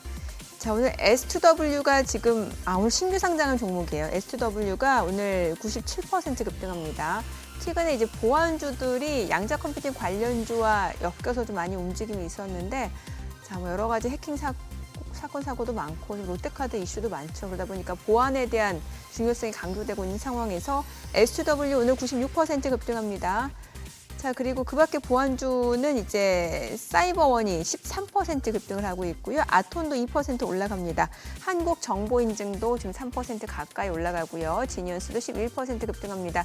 25,450원. 그리고 센즈랩 모니터랩도 지금 1% 이상 상승 중이고요. 드림 시큐리티, 또 IT센 PNS도 각각 3%에서 1% 올라갑니다. 보안주들 흐름이 괜찮네요. 그리고 이제 반도체 쪽에서는 이제 CXL 온디바이스 AI 쪽 좋습니다. CXL 쪽에서는 퀄리타스 반도체가 6% 강세입니다. 15,860원 선이고요. TLB도 1.8% 올라가고 오픈엣지 테크놀로지, 네오셈, 파두 다 1% 이상 오름세를 보여주고 있습니다. 다만 지금 보시다시피 이제 음봉으로 전환된 종목들도 있기 때문에 이 부분은 좀 체크를 해보셔야 될 것 같아요. 추이를 좀 보셔야 될 것 같고. 그리고 이제 오늘 백화점, 연세점 좀 움직임이 있습니다. 현대백화점이 2% 올라갑니다. 89,000원, 신세계도 2% 올라갑니다. 199,000원. 글쎄 이제 추석 연휴를 앞두고 이제 소비재 쪽에 약간의 움직임이 좀 이어지는 모습이고요. 오늘 영상 컨텐츠 쪽이 움직임이 좋은데 사실 이제 큐로홀딩스 같은 종목이 속해 있다 보니까 이런 현상들이 나오고 있는데 약간의 왜곡이 있어요. 큐로홀딩스 같은 경우는 최근에 이제 좀 급등을 하고 있는 상황인데 오늘도 27% 급등한 모습이고 또 아티스트 스튜디오, 고스트 스튜디오, 자이언트 스텝이 2%에서 1% 상승 움직임을 보여주고 있습니다. 그리고 오늘 전자결제, 전자화폐 쪽 움직임이 좀 있습니다. 다날 6% 급등합니다. 9,730원을 넘어서고 있고요. NHN KCP도 2.98% 올라갑니다. 그리고 갤럭시와 머니트리도 1,960원 상승세고요. 헥토파이낸셜도 2.4% 올라가고 있고 쿠콘도 1.6% 상승세입니다. 한국정보통신도 1.68% 올라가고 있는 모습입니다. 수급 상황 체크해 보겠습니다. 오늘 유가증권 시장에서는 개인 투자자가 1,080억 원 매수 우위고요. 외국인과 기관은 각각 444억 원, 671억 원 순매도입니다. 코스닥에서도 개인 투자자는 805억 원 매수 우위, 외국인과 기관은 각각 641억 원, 119억 원 순매도를 나타내고 있습니다. 환율 체크해 보겠습니다. 달러 환율입니다. 정기적 마감 대비로 60전 상승한 1,388원 40전에 개장이 됐습니다. 일단 오늘 시장은 좀 쉬어가고 있는 상황이네요. 일단 숨고르기 정도라고 보면 될 것 같은데. 진짜 열심히 달려왔는데. 야, 그래도 그렇지. 미국장 보면서 오늘도 좋겠거니 했다가 다들 이제 개장 초에는 좀 뭐지 하는 소리가 나올 만도 하네, 그죠? 이렇게 쉬어간다고 하니까는 대기업 회사들은 지금 사야 되나? 이렇게 생각하는 분들도 꽤 계세요. 그러니까. 오늘 강 박사님 얘기가 너무 재밌는데 아까 어디서 끊겼죠? 옵티머스 손 얘기요. 옵티머스 손, 똥손 얘기. 근데 금방 또 그거야 뭐 기술 혁신이나 개발은 엄청나게 빠를 거고. 근데 저는 아까 강 박사님 설명 들으면서 무서운 게 말이죠. 이제 L 곱하기 K, 노동과 자본 내지는 기술 뭐 이런 것들인데 L은 항상 위에 어퍼 리미트가 있었는데 이게 이제 그러면은 로봇과 AI로 인해서 이 부분이 이제 열린다. 그렇죠. 저는 근데 그 얘기를 들으면서 왜 자꾸 참 제가 감명 깊게 봤던 거 한 10년도 더 됐습니다만 그 맷 데이먼의 그 엘리시움 그 진짜 지구상의 한 1%만 저 위에 우주정거장 비스무리한 데서 진짜 살고 나머지는 정말 낙없이 희망 없이 살잖아요. 네. 그런 세상 오는 거 아닙니까 이거? 그것이 저희가 항상 기술이 나오면은 유토피아적인 어떤 상상들 한쪽에서는 디스토피아적인 상상들 그러니까, 이런 계속 해왔지만 네. 최근에 최근에 예일대학교에서 나온 보고서는 연구문 이건 노멀 테크놀로지다 일반 기술하고 같다 AI는 그래서 예를 들자면 저도 그러면서 책을 읽어보면서 놀랐었는데 전기가 처음 나왔을 때요 에디슨이 정말 마케팅하고 홍보하기가 어려웠대요. 전기를 그렇기 때문에 고종 시대에 와가지고 우리 고종 경복궁에도 먼저 전기를 들여오잖아요. 이게 전시 효과가 필요했던 것이 당시 사람들이 전기를 공포로 느꼈다는 겁니다. 오호. 감전 사고가 너무 많았던 거예요. 그 당시 이 피복을 할 수 있는 기술들이 발전되지 않다 보니까 이 전기를 만지는 사람들은 죽을 각오를 하고 만졌다라는 거예요. 아하. 그러면서 이 부분들을 해결하기 위해서 박물관에 전시도 하고 기술 이야기도 하고 다른 나라의 이러한 부분들도 하고 고종도 틀었다가 뭐 몇 개월 만에 문 닫았다 그랬잖아요. 왜냐하면 이 고요한 경복궁에 거기 전기를 만들기 위해서 발전기까지 만들어냈을 거 아니에요. 석탄 발전기를. 그러니까 뭐 밤새도록 쿵쾅쿵쾅 거리고 불을 밝히기 위해서 이런 기술 어디다 갖다 쓰냐. 이것이 인류를 뭐 망칠 것 이런 얘기들이 나왔던 것처럼 AI에 대한 두려움은 있는데요. 저는 AI에 대한 두려움을 컴퓨터도 나쁘게 쓰면 해커가 쓰는 거고요. 나쁘게 쓰면 좋게 쓰면 저희가 쓰고 있는 거잖아요. 그것처럼 AI도 좋게 쓰면은 충분히 좋아질 수 있고요. 마찬가지 휴머노이드 로봇도 저걸 가지고 나는 우리 군대를 한번 만들어 봐야지. 이런 나쁘게 쓸 사람들이 있고 이거에 대한 제어는 분명히 해야죠. 네. 그러한 디스토피아적인 가능성이 전혀 없다는 것이 아니라 저는 제어 안 된다고 봅니다. 뭐? 인간들은 뭐가 나오면 꼭 나쁜 것부터 발전시켜요. 맞아요. 전화기 나오면서 인터넷 발전하면서 바이러스 만들고 피싱하면서 그걸로 돈 버는 사람들 많잖아요. SKT 털고 KT 해킹하고 맞아요. 이런 사람들이 항상 존재하죠. 예. 그래서 휴머노이드 로봇도 끊임없는 해킹 시도가 있을 겁니다. 그렇기 때문에 이 부분을 어떻게 막아낼 것인지 로봇 택시도 막 100만 대, 막 200만 대가 돌아다니는 거 상상해 보십시오. 근데 이걸 누가 해킹했다고 한번 생각해 보시죠. 그러면 일종의 유괴한 거랑 똑같아 인간을 납치하는 거죠 인간을. 아니 그래서 저는 해킹하니까 요즘에 그래서 보안이 중요하다 얘기 나오니까 이게 또 양자 컴퓨팅하고 연결이 되더라고요 자연스럽게. 그래서 미국에서도 보면 뉴욕 증시에서 보면 최근에 뭐 아이용2라든지 뭐 디웨이브 퀀텀, 뭐 리게티 컴퓨팅 이런 양자 쪽으로 매수세가 엄청 몰렸잖아요. 몰리고 있죠 엄청나게. 어떻게 보세요? 저는 그러니까 양자 컴퓨터의 미래는 밝게 보고 있습니다. 네. 근데 마찬가지로 지금 휴머노이드 로봇에 대한 기대감과 펀다멘탈의 괴리감 분명히 존재하고 있는 거죠. 네. 하지만 곧 해결되리라는 기대감 속에서 그 기대치가 주식시장에 선반영되고 있다고 저는 생각이 들어요. 양자 컴퓨터도 지금 완성된 우리가 이 마일스톤이라고 생각하고 우리의 목표 지점이 예를 들면 서울에서 LA까지 날아가는 거에서 LA까지 지금 저희가 출발했어요. 지금 인천공항 저는 떴다고 생각해요. 그래가지고 지금 막 일본 쪽을 위로 가면서 난기를 만나고 있는데 네. 벌써 LA에 도착한 것처럼 이렇게 들떠 있는 부분이라고 저는 생각이 들거든요. 저는 LA 갈 거라고 봅니다. 도착할 거라고 봐요. 네. 근데 그러다 보면 저는 LA까지 갈 때 난기류는 여러 번 만나게 될 것이다. 이렇게 흔들림이. 네, 하지만 장기 투자를 하신다라면 예. 당연하게 양자 컴퓨터는 추천할 만한 종목이라고 저는 생각합니다. 네, 이제 우리나라 쪽에서는 지금 화면에 나오다시피 저런 종목들은 약간 좀 테마성에 가깝다고 봐야 될게요. 그렇죠. 이제 막 이 비행기 떴다고 하면서 이렇게 같이 우르르 좋아하는 종목이라고 저는 보고 있고요. 네. 휴머노이드 로봇도 아직 태평양 아직은 저희가 초입부에 있다고 저는 생각이 네. 들어요. LA 아직 공항에 도착하려면 멀었습니다. 원래 도착할 때 되면 기장이 얘기하잖아요. 여기 날씨 어떻고 여기 현지 시간 어떻고. 근데 왜 하필 LA 공항이에요? 그냥 가까운 어디로 바꿀까요? 뭐 LA 괜찮죠. 거기 가서 뭐 손흥민 선수도 보는 것도 괜찮고 요새 그래도 이렇게 반가운 뉴스는 그거밖에 없습니다. 어제 해트트릭 한 거 아시죠? 봤습니다. 아침에 운동하다가. 네. 예, 진짜 그 영국에서 그 대도하는 약간 대우받다가 요즘 아주 행복해하더라고요. 제 아들하고 나이가 같아가지고 그러고 또 얼마나 사랑스러운지 뭐 쓸데없는 얘기했습니다만 나중에 그러면 굳이 뭐 사람들이 꼭 축구 해야 됩니까? 팀 구성해갖고 로봇 기술 양발 쓰는 로봇 뭐 이런 거 해갖고 그렇게도 갈 수도 있겠네요. 저는 정말 다른 상상들이 이루어질 거라고 저는 생각이 들어요. 칼 막스도 그런 얘기를 했었잖아요. 초기에 자본주의 태동을 보면서 낮에는 물고기 잡고 오후에는 독서하고 예. 낮잠 자고 예. 저녁에는 시를 짓고 예. 밤엔 노래를 부르고 예. 이것이 유토피아다라고 얘기를 하면서 기술이 가져올 수 있는 가장 긍정적인 미래를 다른 형식으로 그린 거죠. 그거를 예. 실현하기 위해서 정치화되면서 이것이 과격해졌다고 볼 수도 있겠지만 예. 인류는 기술에 관련해서 다양한 유토피아를 꿈꿀 수 있었던 거고 마찬가지로 축구도 로봇끼리 할 수도 있고 권투도 지금 하고 있는 것처럼 하는데요.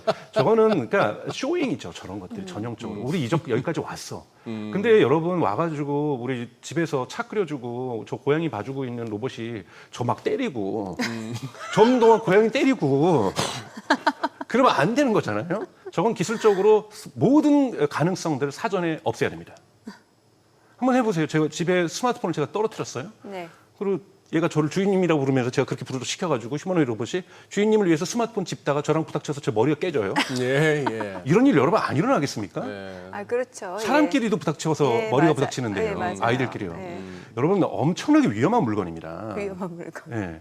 그렇기 때문에 이거를 해서 아니 그래요. 이제 참 뭐 주가는 그거 합니다. 좀 전에 뭐 사상 최고치 경신하는 자막이 나왔다가 뭐 지수가 또 한 11포인트 밀리다가 그게 다시 또 원상복귀도 하고 지금 뭐 출렁출렁거리면서 주식이 알아서 잘 가겠죠. 그런데 박사님하고 이제 조금 이제 AI 그러고 앞으로도 뭐 데이터 센터는 엄청 지어야 되겠고 그러다 보니 데이터 센터 옆에 이제 뭐 소형 원전도 세우겠다 그러고 하니까 이래저래 비전은 많이 보이는데 그 유토피아적 그 전망에 대해서 저는 자꾸 디스토피아적 걱정이 앞서니까 네. 아니 지금 제가 알만한 지인들 중에 유튜브에 쇼츠 광고가 나오는 거예요. 뭐 지금 곧 시장이 곧 붕괴될 수가 있으니 어쩌고 저쩌고. 근데 그 AI 목소리거든요. 네. 제가 아는 사람이고. 맞습니다. 많은 근데 사람들이 거기 넘어가죠. 요즘 그러니까 전화 받아가지고 뭐 아무 소리 안 들리면 여보세요도 하지 말라는 거 아닙니까? 그 순간 이게 내 목소리가 이제 AI로 변조돼서 얼마든지 오용될 수 있다고.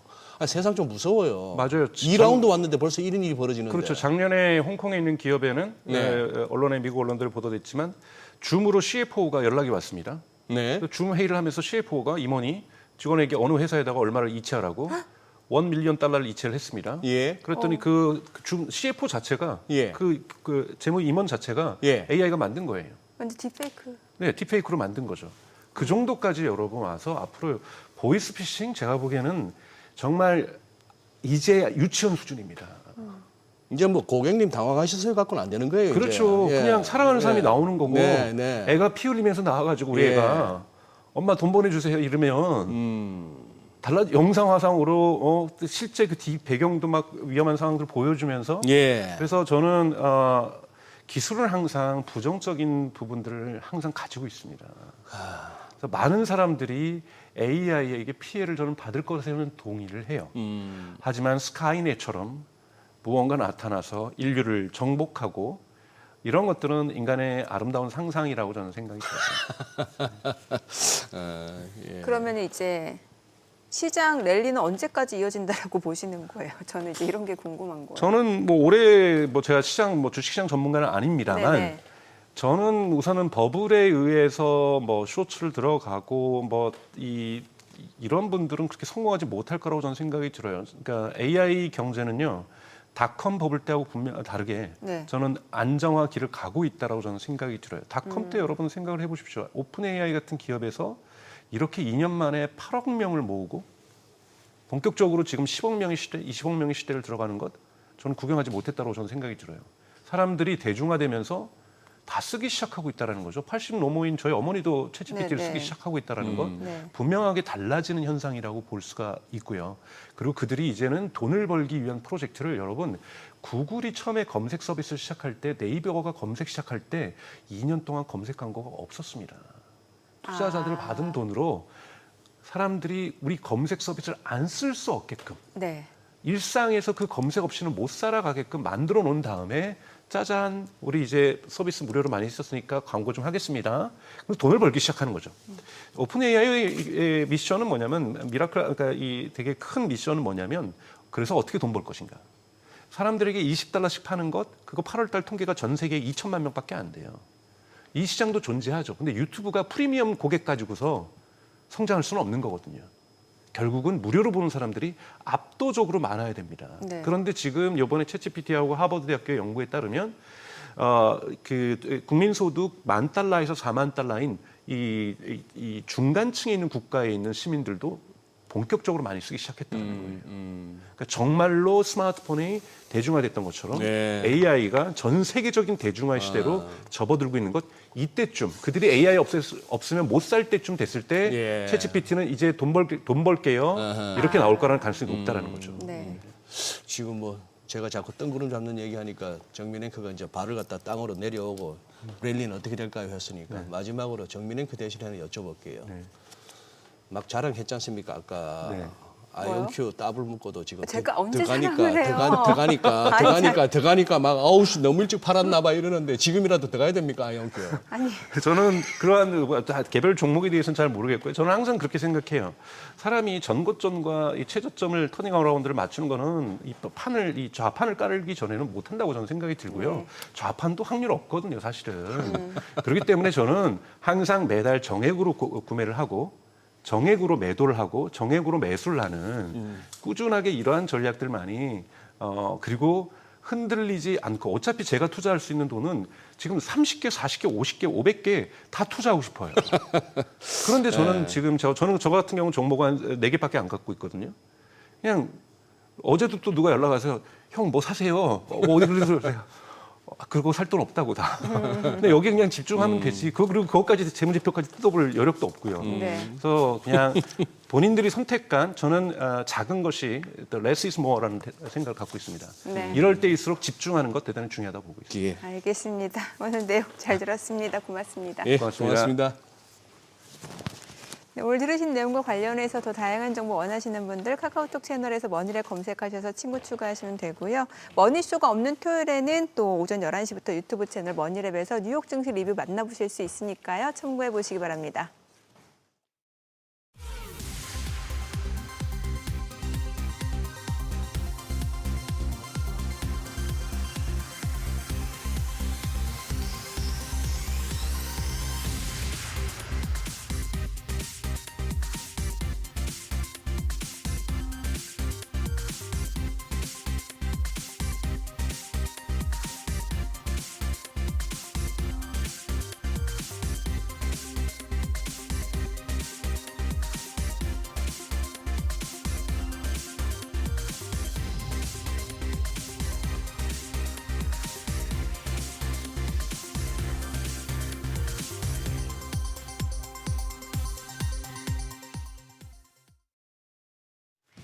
이 시각 시황입니다. 국내 증시 현재까지는 뚜렷한 방향성을 나타내고 있지 않습니다. 양대 지수 모두 강보합권에서 움직임 보여주고 있는데요.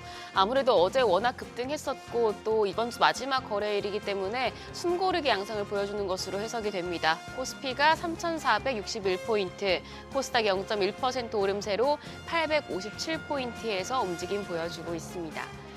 수급 상황을 보시면 유가증권 시장은 오늘 메이저 수급 주체 하루 만에 팔자 포지션 보여주고 있습니다. 외국인이 666억 원 팔아내고 있고 기관도 572억 원 매도 우위 기록 중입니다. 현재는 개인만 홀로 1,269억 원 순매수하고 있습니다. 코스닥 시장도 흐름은 대동소이합니다. 외국인이 510억 원 팔아내고 있고요. 기관 역시 211억 원 매도 우위 기록 중입니다. 개인만 홀로 781억 원 사자 포지션 취하고 있습니다. 등락률 상하위 업종입니다. 오늘은 기계와 디스플레이 패널, 비철금속 업종이 상승률 상위권에 위치해 있습니다. 반면 전자제품과 생명보험, 손해보험 업종은 하락하고 있는 것으로 집계됩니다. 그럼 시장을 주도하는 테마, 종목별 시세 체크하시죠. 오늘 보안주가 주목받고 있습니다. 이동통신사에 이어 롯데카드에서도 대규모 해킹 사건이 발생하면서 사이버 보안의 중요성이 한층 강조되는 상황인데요. 이런 가운데 오늘 신규 상장한 빅데이터 분석 AI 기업인 S2W가 보안주 상승을 주도하고 있습니다. 현재 103% 급등하면서 거래가 26,900원이고요. 밖에 사이버원이 20% 가까이 상승하며 거래가 4,580원. 지니언스가 3.5% 오름세로 23,700원. ICTK도 4.5% 강세 기록 중입니다. 거래가 15,750원이고요. 한국정보인증까지도 2.58% 오름세 기록하고 있습니다. 한편 반도체 섹터 오늘도 관련주들 오름세 보여주고 있는데요. 온 디바이스 AI 관련주가 상승합니다. 엔비디아가 인텔에 50억 달러를 투자하고 PC 데이터 센터용 칩 공동 개발에 나선다고 밝혔죠. AI 반도체 설계 수요가 급증하고 있다는 점에서 AI 반도체와 관련해서 온 디바이스 AI 쪽이 주목받고 있습니다. 다만 장 초반 대비해서 상승폭 조금씩 줄여내는 분위기인데요. 현재 퀄리타스 반도체가 2.9% 오름세로 15,330원, HPSP가 6% 오름세로 32,450원에 거래되고 있습니다. 제주 반도체도 2.2% 올라갑니다. 19,560원이고요. 그밖에 어보브 반도체가 1.8%, 칩셋 미디어가 0.6% 상승세 기록하고 있습니다. 더불어서 차세대 반도체 기술로 부각되는 컴퓨터 익스프레스 링크, CXL 관련주도 오름세 보여주고 있습니다. 퀄리타스 반도체 여전히 3% 넘는 오름세 유지하고 있고요. 이쪽에서는 엑시콘이 3.3% 강세로 18,070원, 오픈엣지 테크놀로지가 0.56% 강세 기록 중입니다. 또 SK 하이닉스 현재 0.7% 상승하고 있습니다. 35만 6천여 원, 더불어서 TLB까지도 1% 넘는 강세 보여줍니다. 마지막으로 오늘 면세점 관련주도 상승합니다. 호텔 신라가 신라 면세점의 인천공항 면세점 사업권을 반납하기로 결정한 영향으로 보이는데요. NH투자증권은 호텔 신라의 이러한 조치가 면세점 사업의 수익성 회복에 긍정적이라고 평가를 했습니다. 현재 호텔 신라가 7.36% 상승하며 56,800원에 거래되고 있고요. 그밖에 신세계가 3% 오름세로 20만 원, 현대백화점이 2% 가까운 오름세로 88,900원, 한국정보통신이 1.82% 강세로 8,940원에 거래되고 있고 글로벌 텍스프리까지도 3.8% 오름세입니다. 현재 거래가 6,010원으로 집계됩니다. 개장하고 사상 최고치를 또 기록했던 국내 증시 힘이 빠지고 있습니다. 하루 급등 이후에 또 하루 조정받는 패턴일지 아니면 장중에 다시 상승 탄력을 받을 수 있을지 일단 팔자 포지션 취하고 있는 메이저 수급 주체 매매 동향 예의 주시하시면서 시장 대응하시길 바랍니다. 지금까지 시장 상황 전해드렸습니다.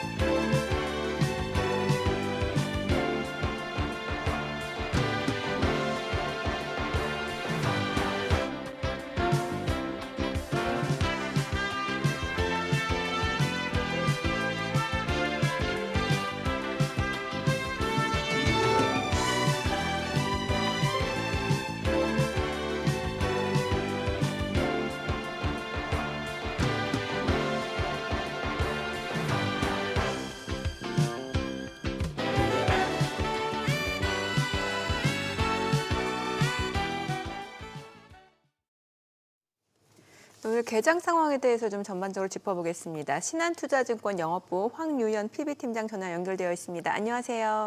예, 안녕하십니까. 황현입니다. 네, 오늘 시장은 약간 좀 보합권에서 좀 쉬어가는 듯한 모습인데 시장 상황 어떻게 보시나요? 예, 어젯밤 엔비디아하고 인텔에 이제 투자가 있고 나서 앞에서 말씀 이야기해 주셨던 것처럼 반도체 섹터가 초반에는 좀 강한 모습을 보여줬었습니다. 근데 하이닉스가 워낙에 조금 최근에 단기 급등을 한 부담 때문인지는 몰라도 우리나라 반도체 섹터들은 전반적으로 조금 조정을 보이는 양상이고요.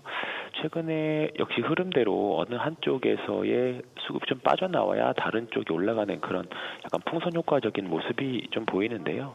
어젯밤에 간밤에 미국에서도 금리 인하 효과로 바이오 섹터들이 굉장히 좋았습니다.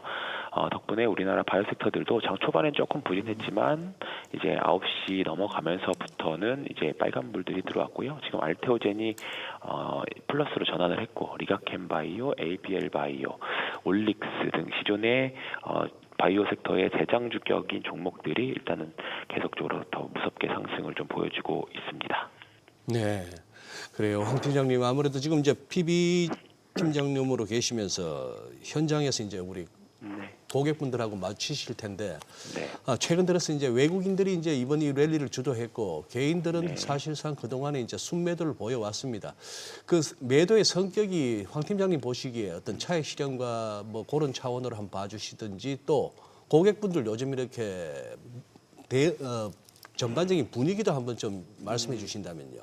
네, 지금 분위기가 더 중요한 것 같은데 과거 2021년도, 2020년, 2021년도 주가가 상승할 때 그때는 어떻게든 빨리 주식을 사야겠다라는 분위기가 사실 많이 강했잖아요. 주변에서 주식 이야기도 많이 하고. 근데 지금은 좀 상대적으로 좀 한산한 편입니다. 원래 하시던 분들만 사실 주식을 해서 그런지는 몰라도 또는 미국으로 많이 가셔서 그런지는 몰라도 뭔가 조급함이라기보다는 이제 그동안 뭐 장기 하이닉스 같은 경우에 뭐 장기 투자하셨던 분들이 이제 계속 이제 편하게 지켜보고 계시는 그런 분위기입니다. 그래서 제가 느끼는 심정으로는 막 돈을 들고 와서 당장 뭐 사주세요 이런 느낌보다는 예, 어떻게 주식을 더 수익을 낼까 기존에 하셨던 분들이 그런 분위기가 좀 강한 것 같아서 4년 전하고는 분위기는 좀 확실히 많이 달라졌다 이렇게 생각을 하고 있습니다. 아까 외국인 이야기 말씀해 주셨는데요. 최근에 뭐 개인들이 매도를 하고 있는데 매도를 저는 당하고 있다라고 생각을 듭니다. 개인들이 걸어놨는데 외국인들이 그것까지도 무섭게 매수 체결을 하는 느낌이 좀 강하다 생각을 좀 하고요.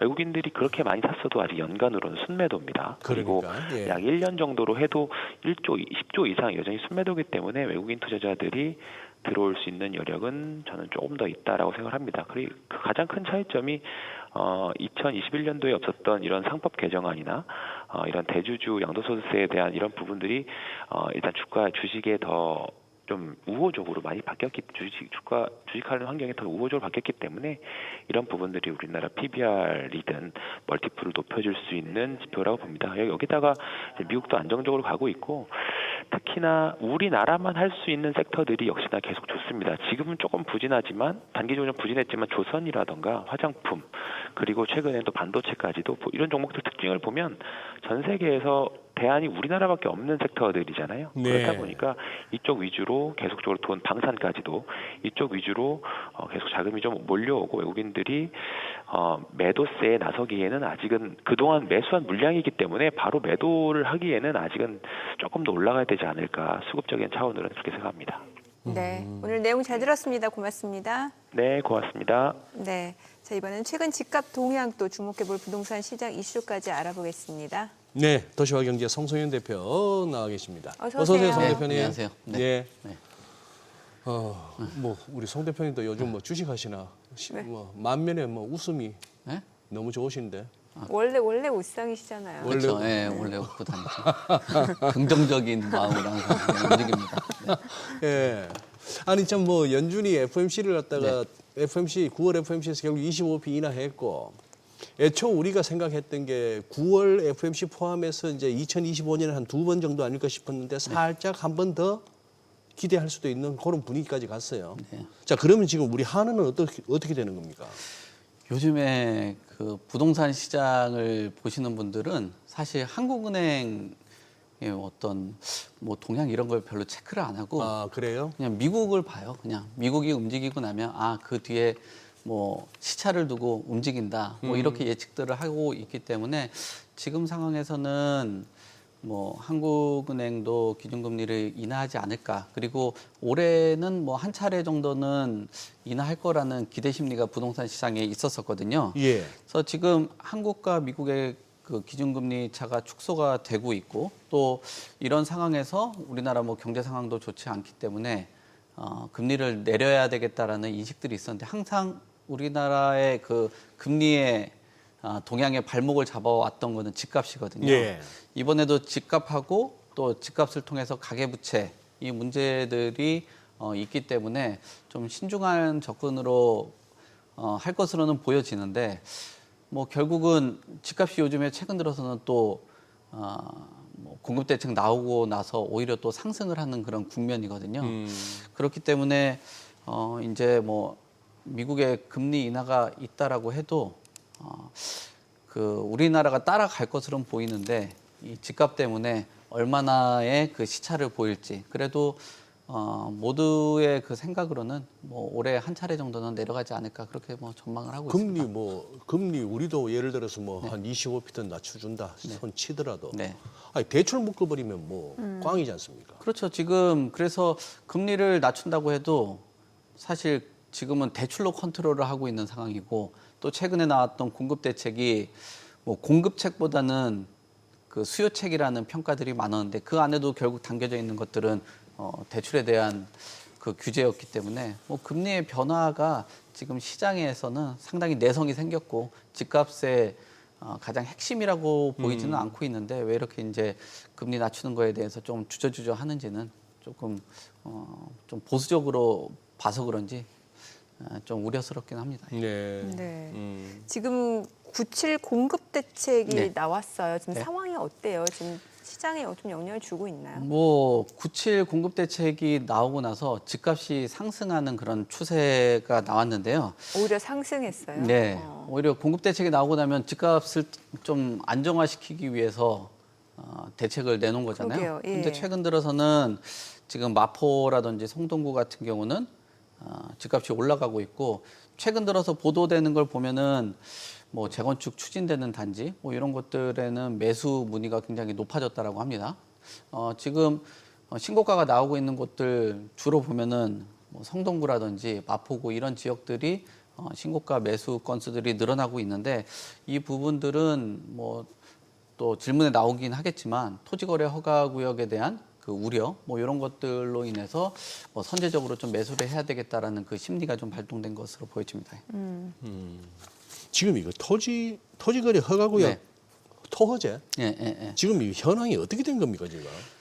지금 뭐 정부도 그렇고 서울시도 그렇고 부동산 시장에 그냥 밍밍하게 그냥 계속 이어져 오던 것들을 그냥 계속 이어져 가는 것 같아요. 그러니까 네. 토지거래 허가구역을 추가로 연장을 했는데 내년 말까지입니다. 지금 강남 3구하고 용산구가 토지거래 허가구역으로 지정이 네. 되어 있는 상황인데 뭐 계속 이어져서 내년 말까지 연장한다라고 합니다. 서울시 입장에서는 실수요자의 주거 안정을 위해서 연장을 한다라고 하는데 근데 실수요자들은 그런 얘기를 하거든요. 이 토지거래 허가구역이 재지정됐는데 실수요자들이 뭐 안정적인 그 심리적인 뭐 그 요동 뭐 이런 건 전혀 없다라고 하니까 사실 토지거래 허가구역이 실수요자의 보호 측면에 어떤 거에 기여를 하는지는 의문으로 항상 제기를 하고 있고요.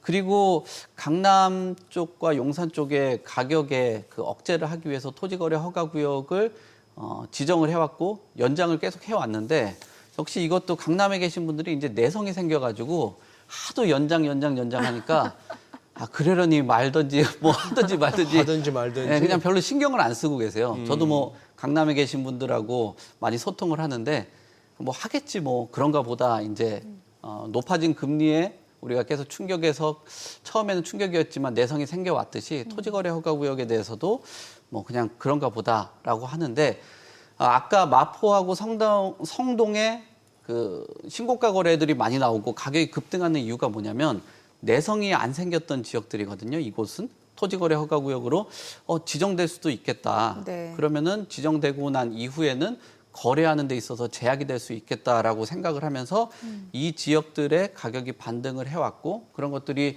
서울 가격을 지금 주도를 하고 있는 것으로 보여집니다.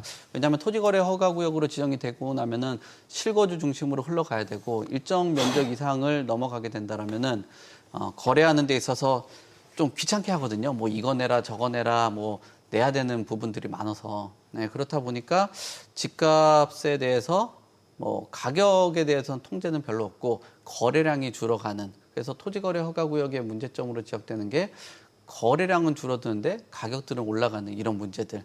그리고 집주인 입장에서도 제가 그 스킨십을 하면서 뭐 말씀하시는 거는 거래량이 줄어들는 게 이게 규제 때문에 거래량이 줄어든다라고 생각도 하겠지만 집주인들이 토지거래 허가구역을 연장을 계속 한다라는 거는 향후 여기 개발될 거 아니냐. 근데 내가 왜 파냐라고 생각을 하는 거예요. 그러니까 살려고 하는 사람들의 거래량들이 줄어든다라고만 생각을 하시는데 집을 갖고 계신 분들 같은 경우도 여기 앞으로 개발할 건데 개발하는 건데 내가 이걸 왜 파냐라고 하면서 뭐 아주 높은 호가를 제시를 하는 거 외에는 거래가 되지 않는다라고 봐야 될 것 같아요. 그리고 지금 여기서 또 토지거래 허가구역을 또 추가적으로 지정한 곳들은 뭐 영등포나 강북, 뭐 도봉구 이런 지역들도 신속통합기획이라고 해서 이런 곳들도 이제 향후에 재개발을 통해서 주택 공급을 하겠다라는 곳들 여기도 이제 신규 지정된 그런 곳이라고 봐야 되는데 토지거래 허가구역에 대한 그 연장이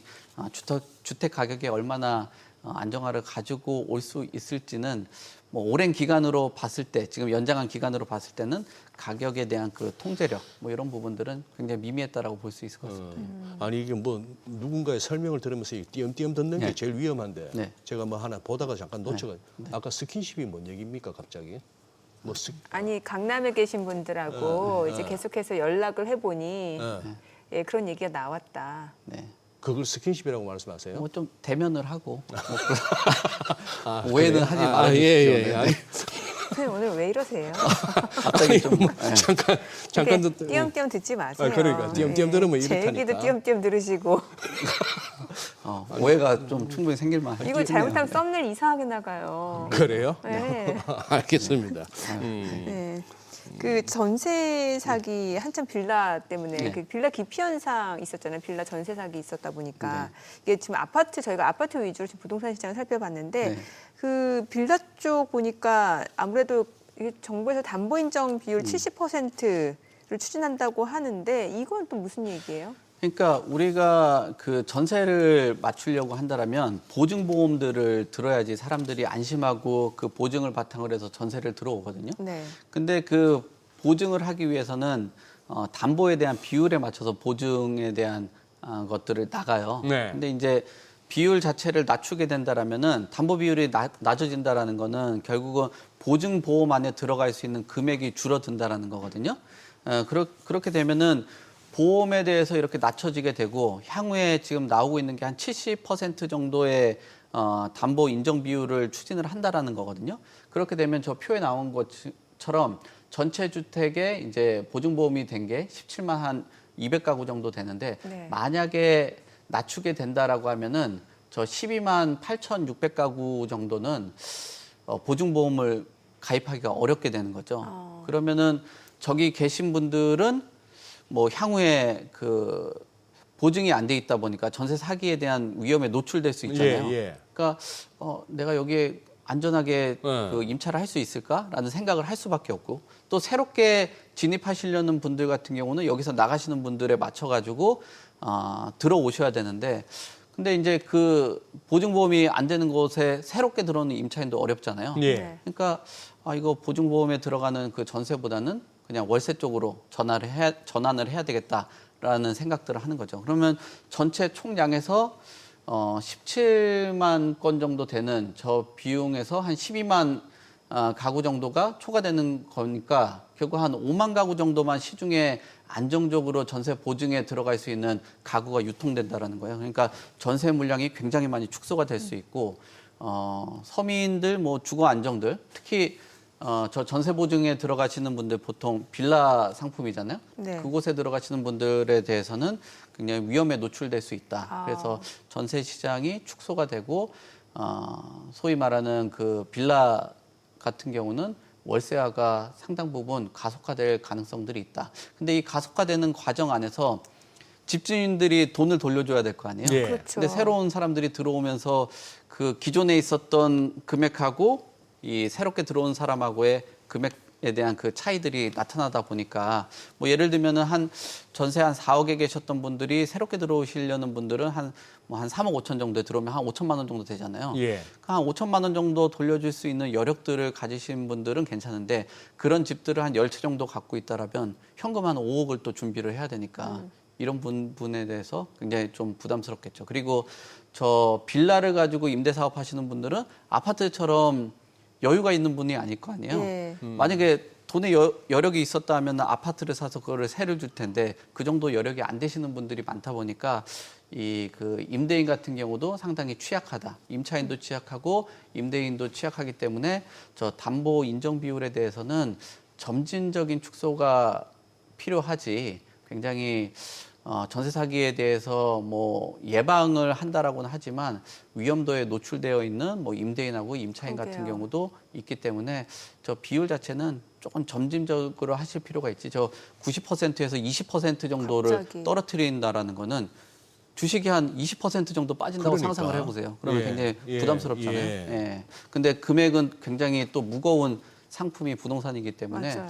예, 조금 뭐 점진적일 필요가 있지 않겠냐. 그래야지 사회적인 뭐 비용이라든지 뭐 충격 뭐 이런 부분에서 조금 더 자유로울 수 있다라고 보여집니다. 아 이러면은 진짜 네.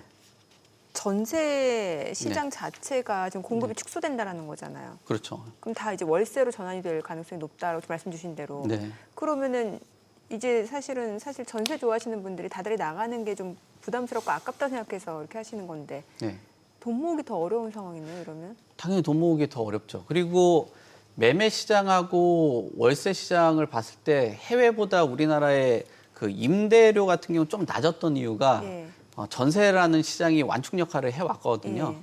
그러니까 전반적으로 월세로 전환돼야 되는 그 트렌드는 맞긴 한데 그 속도가 너무 가파르다라는 게 예. 문제예요. 그러니까 예를 들면은 뭐 연당 한 5만 원, 10만 원씩 늘어나는 그 월세는 감당 가능하겠지만 뭐 연당 뭐 30만 원, 50만 원씩 올라간다라는 거는 내 소득보다도 너무 빠르게 월세가 튀기 때문에 이런 부분에 대해서는 우리가 신중한 접근을 해야 되는 거고 거기에 전세라는 제도 자체가 뭐 사적 금융의 역할을 하고 전세 사기의 피해도 있는 거는 사실이지만 지금까지 오랜 역사들을 이렇게 쭉 보고 그 생각을 해보면 네. 전세 사기의 역사는 짧지만 전세가 가지고 왔던 그래도 내 집 마련을 해왔건 또 임대 시장에서 해왔던 역할을 고려를 해본다라면은 전세가 그래도 안정적인 그 서민들에게 뭐 주거 안정을 가져왔었던 거는 사실이기 때문에 예. 전세 사기에 대한 그 쇼크를 가지고 모든 그 임대 시장 그리고 아파트보다도 취약한 그 빌라 시장에까지도 저렇게 담보 인정 비율을 강화를 그러게요. 한다라는 거는 굉장히 큰 타격으로 가져올 수 있다. 오히려 전세 사기의 피해를 보신 그 숫자보다도 훨씬 더 방대할 글쎄. 네. 가능성이 있기 때문에 좀 신중하게 접근을 할 필요가 있지 않나 그렇게 보여집니다. 저기 전 세계적으로 봐서도 참 우리 한국만의 좀 그거 아닙니까? 전세라는 게? 네. 그렇죠. 그러니 그러니까 방향은 맞는데 속도가 너무 빠른 게 그러니. 문제다. 네, 그렇죠. 예. 아 근데 이거는 이 질문지에 있어서 질문을 네. 드리면서도 아니 이럴 리가 싶은데 네. 아니 요즘 수요자들이 큰 집을 찾으면서 네. 부동산 시장에 빅사이즈 노믹스라는 말이 돈다고요? 아니 뭐 큰 집 대형 선호하는 현상이 생겼다고요? 네. 이 큰 집 선호 현상들은 어. 뭐 많이 접하는데 예. 빅사이즈 노빅스는 저도 오늘 대본 아 대본 보고 하셨어요? 처음 봤는데 야 우리 작가님이 빠르긴 빠르구나. 네, 뭐 어떤 기사에서 발췌를 빅사이즈 한 것 노믹스. 같아요. 근데 이런 트렌드가 될 수밖에 없는 구조가 지금은 집을 여러 채 갖는 거를 정부에서 싫어하잖아요. 예. 예, 기왕이면은 10평짜리 집을 뭐 한 2채 정도 갖고 있고 30평을 하나 갖고 있는 그런 예. 구조가 아니라 예. 차라리 50평이 낫고 차라리 뭐 18평짜리 2개보다는 뭐 36평짜리 하나 낳은 아니 투자 관점에서 하는 거 말씀하시는 투자도 그렇고 세금적인 관점도 그렇고 예, 그렇기 때문에 저런 그 수요가 넓어졌다라고 볼 수 있을 것 같고요. 또 거기에다가 지금 주거에 대한 그 선호 자체가 뭐 옛날처럼 발코니를 확장을 이제는 할 수 있는 그런 구조다 보니까 그런 그 확장된 구조 안에서 갖는 주거에 대한 그 만족도도 커졌고요. 그리고 지금 똘똘한 한 채에 대한 그 선호도가 커지고 있는 그런 상황인데 똘똘한 한 채들은 면적이 큰 주택들이 상당 부분 차지를 하고 있거든요. 그리고 집값 상승이라든지 매매 지수에 대한 그 변동률을 살펴보시더라도 135제곱미터를 초과하는 그런 면적. 그러니까 전용 면적이 이 정도라고 한다라면은 뭐 한 40, 50평 정도 되는 오히려 대형 평수의 아파트 가격이 굉장히 그 가격에 대한 변동률이 높아지는 거거든요. 그러니까 소형 평수에 대한 면적은 투자적인 관점이나 거주에 대한 관점으로도 시장에서 상품성을 상당히 잃었고 또 지금 시장 안에서는 대형 면적 자체가 실수요자 측면 그리고 투자적인 측면으로 봤을 때도 매매지수 변동률을 살펴봤을 때 가격에 대한 그 상승률이 높았다. 그러니까 주거에 대한 만족도 그다음에 투자적인 관점에서도 상당히 커졌습니다. 그래서 최근 들어서 청약 경쟁률을 살펴보더라도 이런 면적에 대한 그 선호도가 상당히 높아졌다라고 보여지고요. 앞으로 이런 트렌드가 그 똘똘한 한 채에 대한 그 신호 그리고 주택에 대한 뭐 지금 수가 아니라 가액 기준으로 가는 이런 그 트렌드로 그 세금 제도가 바뀌지 않는 한은 당분간 이런 추세가 계속적으로 이어질 수밖에 없다라고 보여집니다. 아, 그래요? 네. 확실히 부동산 시장도 양극화되고 있는 상황이긴 하네요. 네. 맞습니다. 네. 그래요. 오늘 내용 여기까지 듣겠습니다. 예. 잘 들었습니다. 고맙습니다. 고맙습니다. 네, 감사합니다.